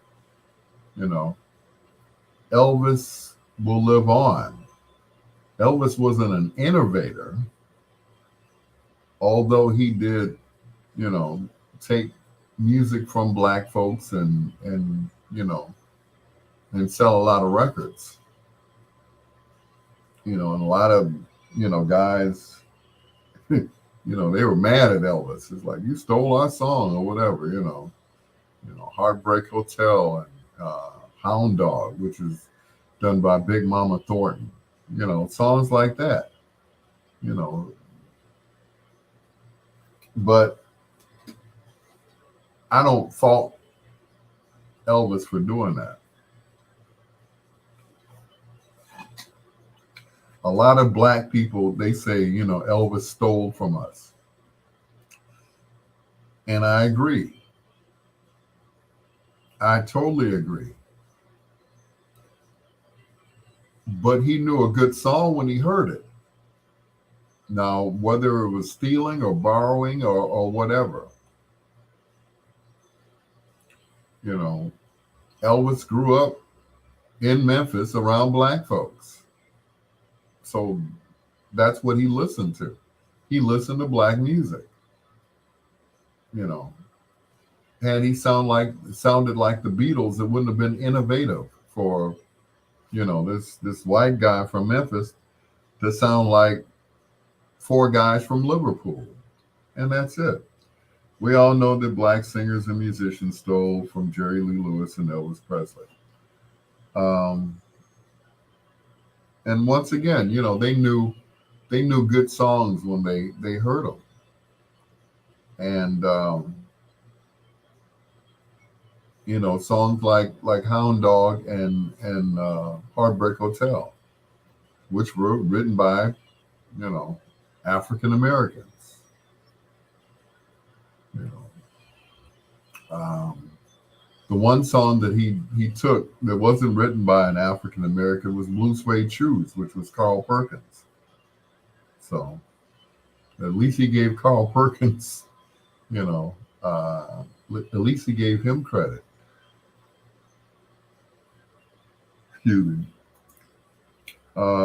Big Bill Hill had dance groups doing choreography to James Brown songs. We did too in our basement. Yeah, when I was a shorty, when I was you know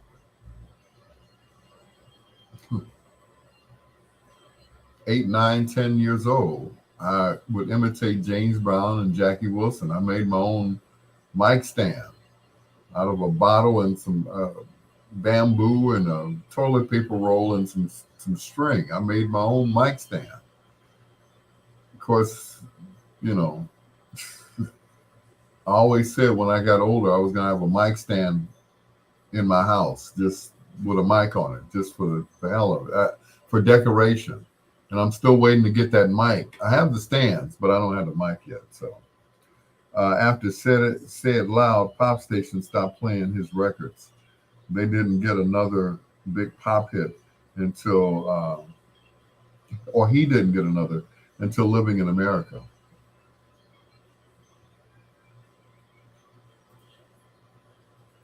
Which is true.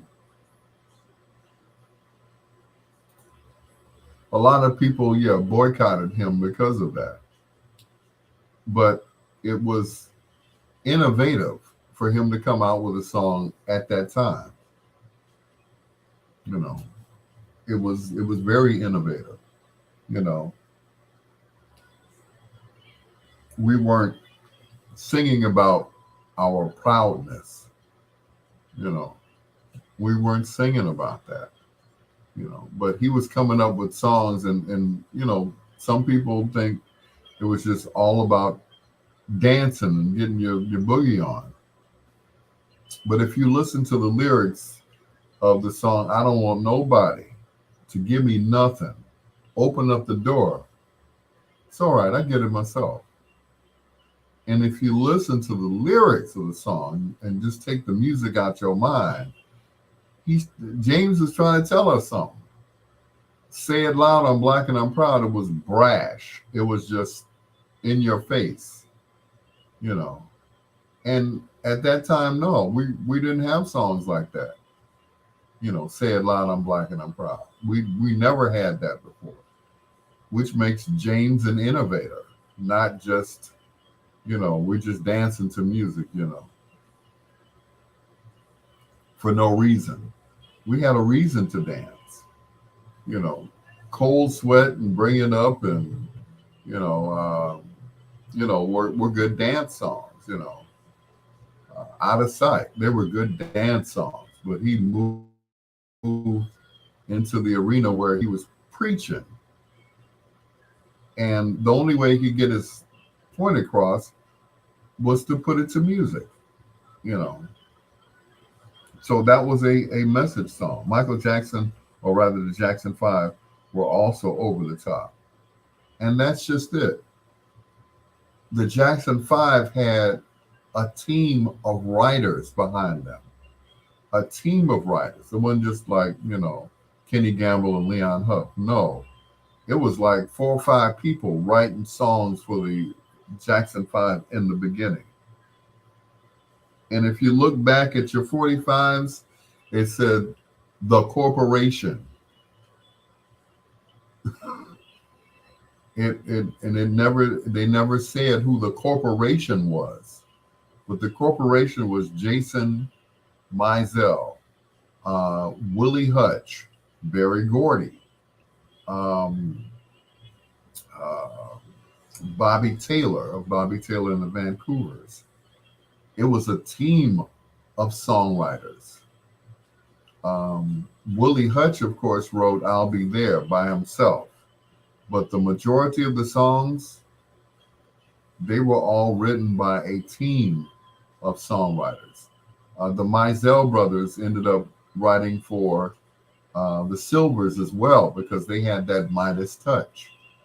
So Freddie Mizell, uh, Alphonse Mizell, they went on to do other songs for other groups, but they were the principal songwriters for the Jackson Five. It was like four or five of them. Everybody would have an idea and they would throw that idea in there. And that's how they came up with "I Want You Back." There was no one person who wrote the lyrics. Everybody. It was like, Motown stopped all of that after HDH left. Yeah, pretty much so, because Holland Dozier Holland had become the the principal songwriters for most of the group. Well, for Martha and the Vandellas, the Supremes, and of course the Four Tops. They stopped writing for Martha and the Vandellas because Diana got pissed. Why are they getting all the good songs? They had "Dancing in the Street," "Come Get These Memories." Four Tops had everything. The Supremes could not get a hit. So Barry was like, you know, okay, Diana, what do you want? I want some hits. I want them to write for us. And that's what happened. So Holland Dozier Holland started writing for the Supremes, and they weren't getting paid for it. They weren't getting the royalties that they felt they should be getting. And when they left Motown and started Hot Wax and Invictus Records, Barry was like, "That's nice, but you can't use your names." What? You can't use HDH.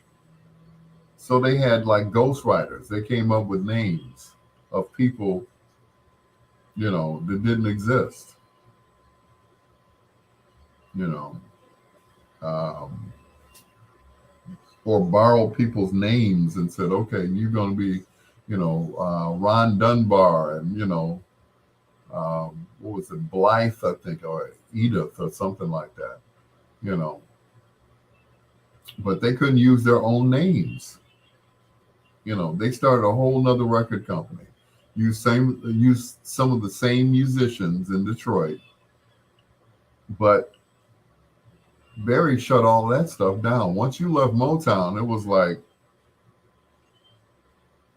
okay, you're gone, but we get to keep everything.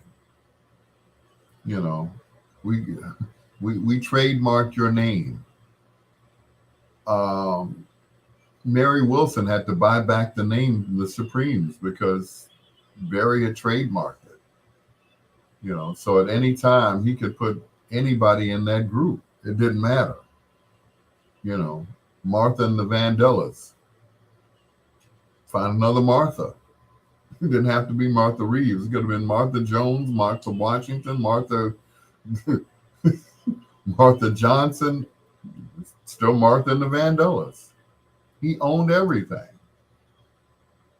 He put his stamp on everything. He owned everything. He owned everyone's likeness. Poor Mary Wells, when she left Motown, they couldn't put her picture on the album cover for nothing. He owned her likeness. How the hell do you buy somebody's likeness? Yep.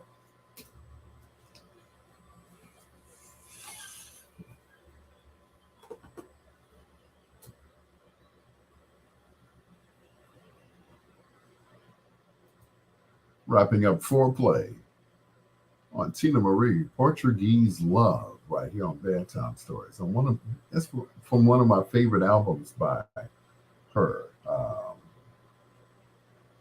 which included songs like Square Biz was on there, 365 was on that album. I mean, everything was on that particular album. And it's funny because we're sitting here talking about the history of music. At that time, she recorded for Berry Gordy, which was Gordy Records, and at one point he owned everything. He owned their likeness. They could not put their pictures on album covers or whatever. Finally, when Tina Marie got the rights to use her likeness and everything else, and to continue to record for other record companies like Epic, there was they made it the Brockert, whatever it was. It was named after her, whatever it was, because it was just so bad. Florence Ballard could not say that she was a former Supreme. That's right, Preston. Mary Wells couldn't put her face on an album cover because he owned their likeness. He could have put any three women in a group and called them the Supremes. Once they left the Supremes, it was like, okay, we can get three more women. They don't have to be Mary, Florence, and Diana. They could be just anybody. He was a shrewd businessman, I'll say that.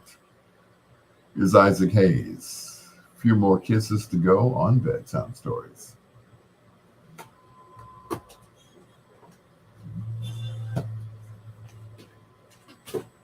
Yep.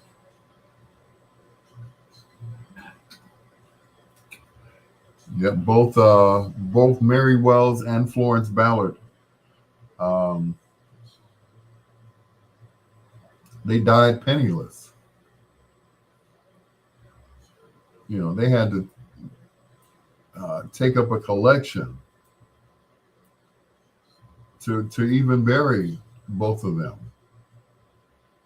They had been ill, and it's like Barry was like, I don't even think he attended any of their funerals, either Florence or Mary Wells. They, of course, they did take care of Tammy Terrell, but Tammy wasn't trying to leave. She wanted to stay with Motown. That's where she got her most success. She was signed to James Brown's label, Try Me Records, but as Tammy Montgomery. But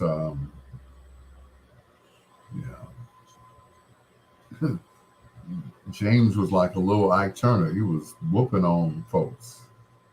So, which is interesting because I heard a story, and this is, it was on, what was it, episode of Unsung. And Gene Chandler said he had to go pick up Tammy Terrell from an airport or wherever, a bus station, because James had been beating on her. Did Motown get sold? What happened? When Berry Gordy moved Motown in 1972 from Detroit to LA, he still owned it. Of course, he sold it to a bigger company that took over. But there was one thing that he kept, and that was the royalties from the songwriting that he did.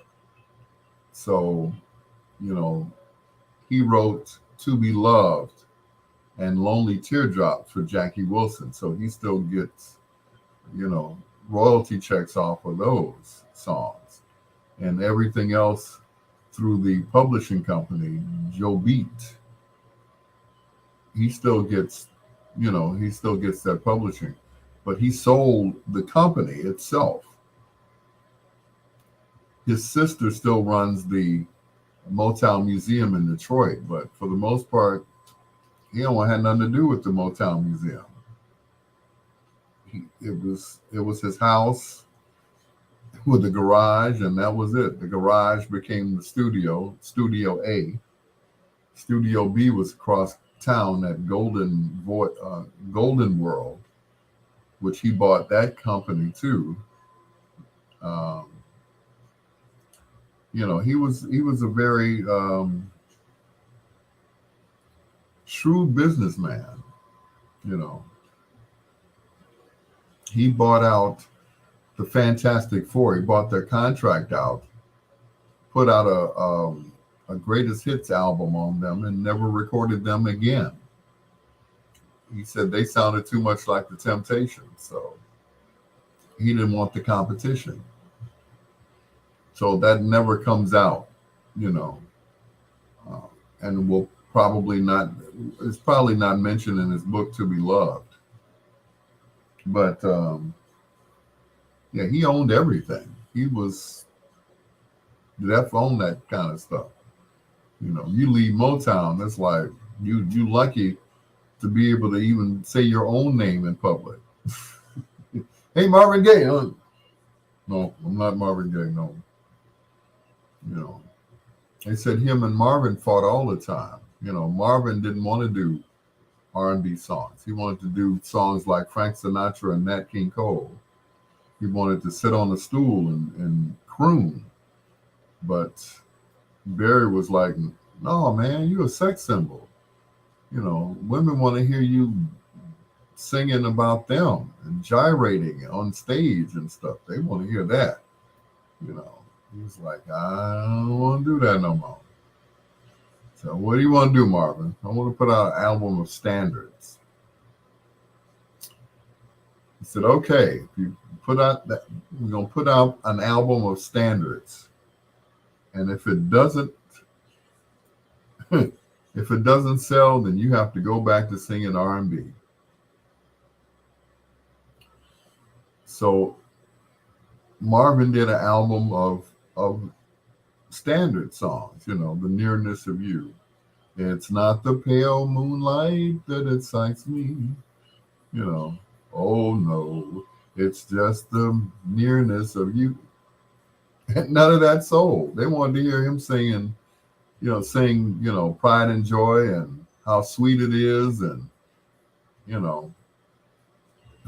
they wanted to hear him sing about love. They did not want to hear him sing, no standard songs.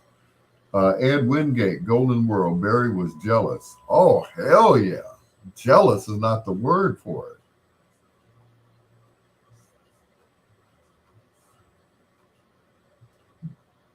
Jealous is an understatement.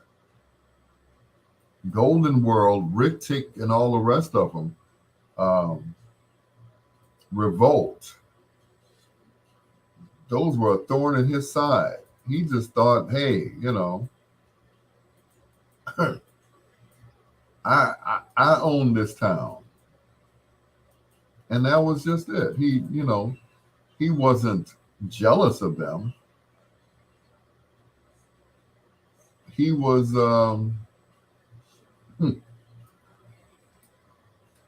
they were a thorn in his side because they were coming out with hit records. Hell, he bought out Edwin Starr's contract. And that's just it. They were bugging him. Like, why are they still in business? All right, go over there and make them an offer they can't refuse and buy the place out. And he did. He bought Golden World and dropped the label and just took everybody, made everybody sign an exclusive contract and never recorded them again. That was it. He wasn't jealous. He was pissed. It's like, who are they? Why are my musicians over there? Go get my musicians. And that's the way it was. Music today is a travesty. So sad. Yeah, that's it. There is no creativity. There is none. It's it's sad that that's the way it is now. You know. So it is sad. It's really, you know, there is no creativity. I've heard very few new songs that I that would be a classic 5, 10, 15 years from now.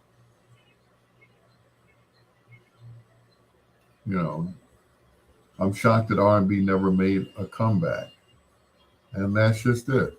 You know, I describe R&B along with chivalry. Chivalry is not dead. You know, there are some gentlemen out there. It's just on life support, just like R&B. You know, there is no R&B again, nor will there ever be R&B again.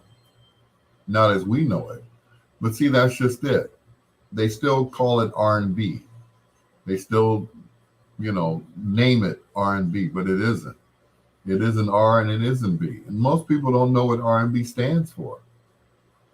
And soul, the music soul is like, you know, it sounds too much like old. Oh, he's a soul singer. That means he's old. You know, when you think of soul singers, you think of Otis Redding, Jackie Wilson, you know, soul singers.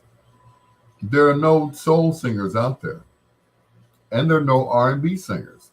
But they have to give it a. They can't say black music because then that's being racist. Okay, that's black music. No, music's for everyone if you like it. Pat Lewis, Juanita Williams, and the Reflections were all good. Yeah, but there are no soul singers out there. There are none, and no R&B singers.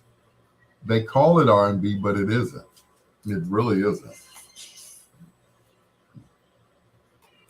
But they just needed a name for it.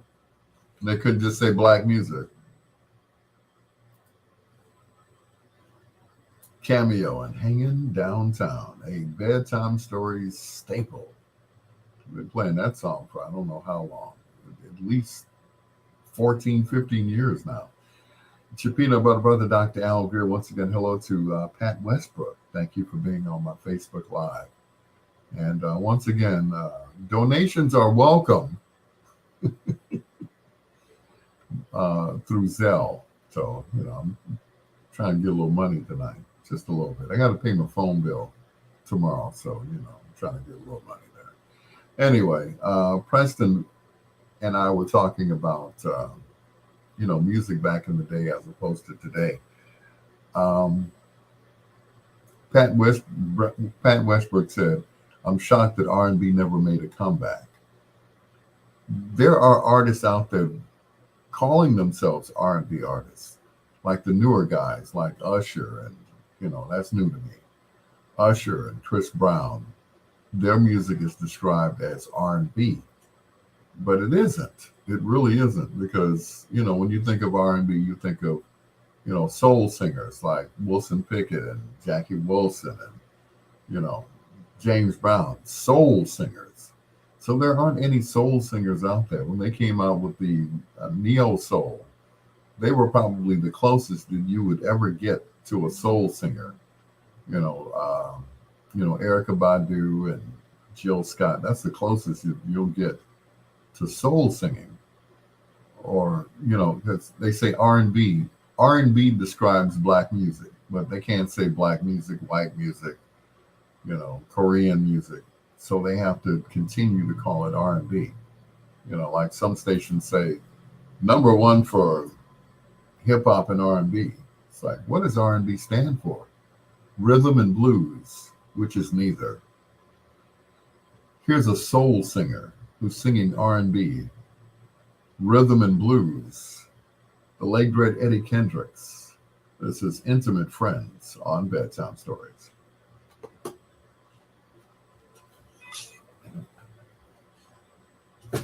I collected Detroit labels. Detroit had over 100 independent labels in the 60s. And Barry tried to buy every one of them.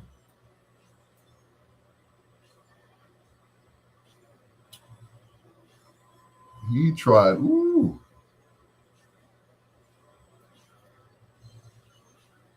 he wasn't jealous of anyone. He was just pissed, you know, because every other day, every other week somebody would come up with a record company. And he was just like, like, y'all need to stand down, okay? Stand down, you know.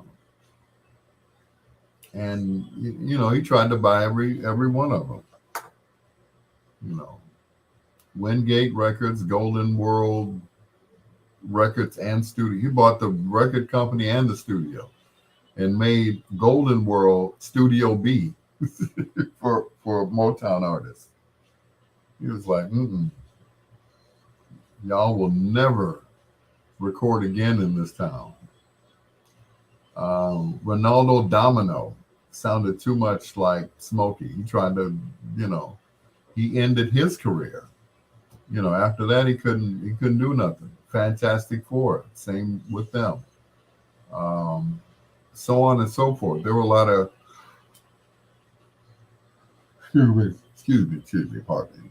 A lot of groups out there that recorded on these smaller labels, smaller than Motown. And they were basically a thorn in his side. They were just, like, get away with that, like a fly in his ear, like, hey, you heard of that new group? It's called the Fantastic Four. Yeah, get away. Go on over there and buy the contract. Okay, all right, that's it. But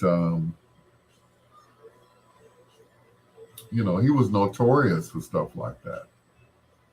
He didn't want any competition. Some people like, oh, I welcome the competition. He was like, cut him.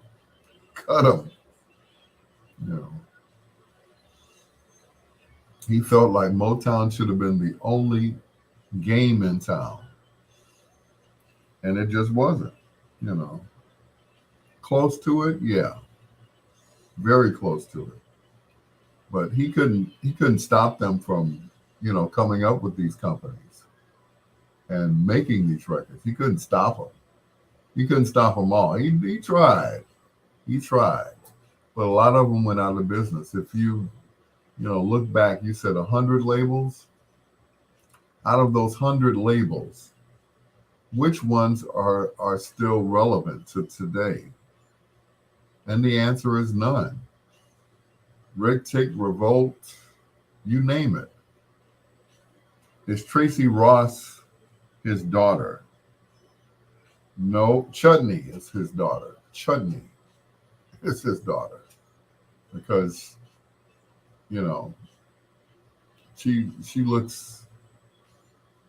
she looks more like Diana than the other children.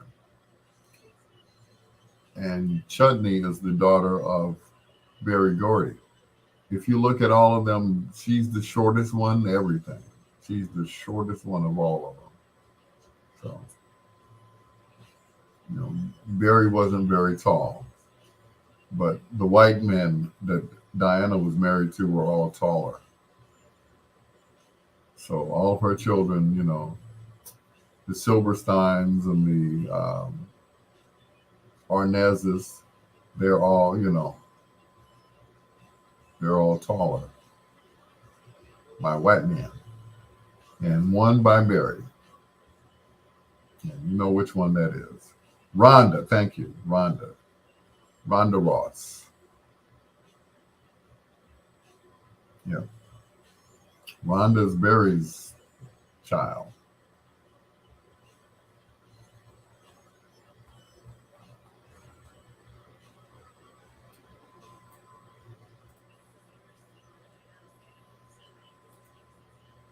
Yeah.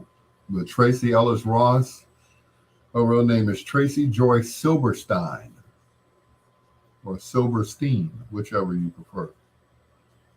And her father was named Silverstein. Steinstein. Yep. Yep.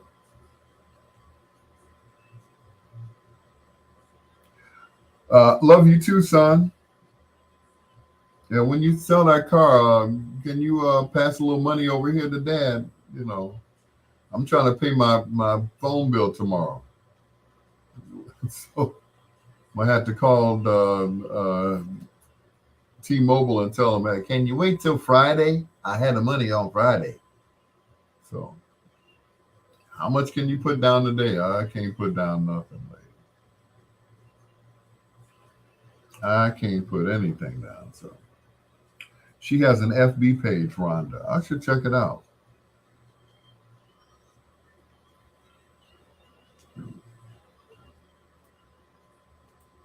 I should check that out.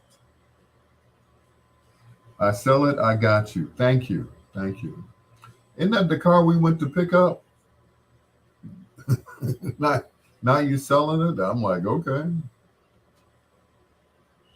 Well, you buy and sell cars faster than I do, you know. But anyway, yeah. Yeah, break your dad off a piece of change because, you know, I got to pay $150 in the morning for 3 phones. And it don't look like it's going to happen. So, hey, you know, AT&T and T-Mobile, I get paid on Friday. So don't cut off my phone. Don't cut off my internet until Friday. It's just Monday. You know, so that's it. But you know, I don't worry about things like that because, you know, there's an old saying, and I'm sure you all are familiar with it. If you pray, don't worry. If you worry, then don't pray. Forget about it. And that's just it. You know, I'm not going to worry about it. You know, he's already working it out for me. You know, and you know, people that I know, uh, people that are closest to me, people, uh, they always wait. T-Mobile will let you go a month, maybe longer. Well, that's good. I hope so. Maybe longer, maybe until Friday. Because Friday, you know, they'll definitely get it on Friday because I definitely get paid on Friday. So, but I just had to pay rent last week. So that was like, yeah, that was one whole check. Yep. My rent here is $960 in Inglewood for a 2-bedroom apartment, but it's big apartment. It looks like a house, you know.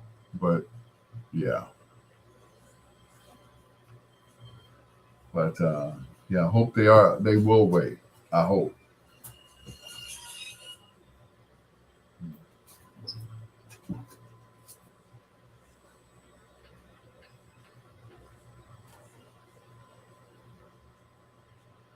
Hey,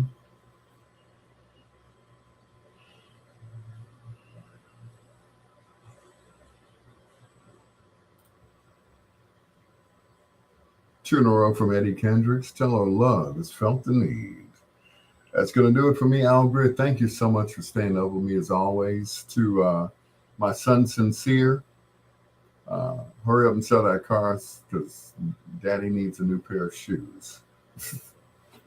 Brake shoes, that is. Also to Pat Westbrook, Preston Shanks, John Caldwell, and everybody else. Ronnie, I appreciate you. Ken Watlington, thank you as always. And you too, Troy. Keep up the great work, whatever it is that you do. Till next time, blue skies, green lights, and peace. Good night, Miss Delicious.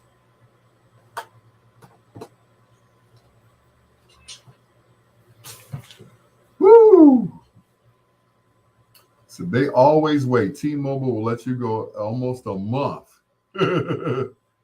Let's hope that they let me go a month. Anyway, good night, y'all. Thank you so much for staying up with me. I really appreciate it. I'm going to go to bed. Um, and of course, other things that pertain to bed. I know one thing. I got to go pee. Excuse me for 1 second. Well, actually, 30 seconds.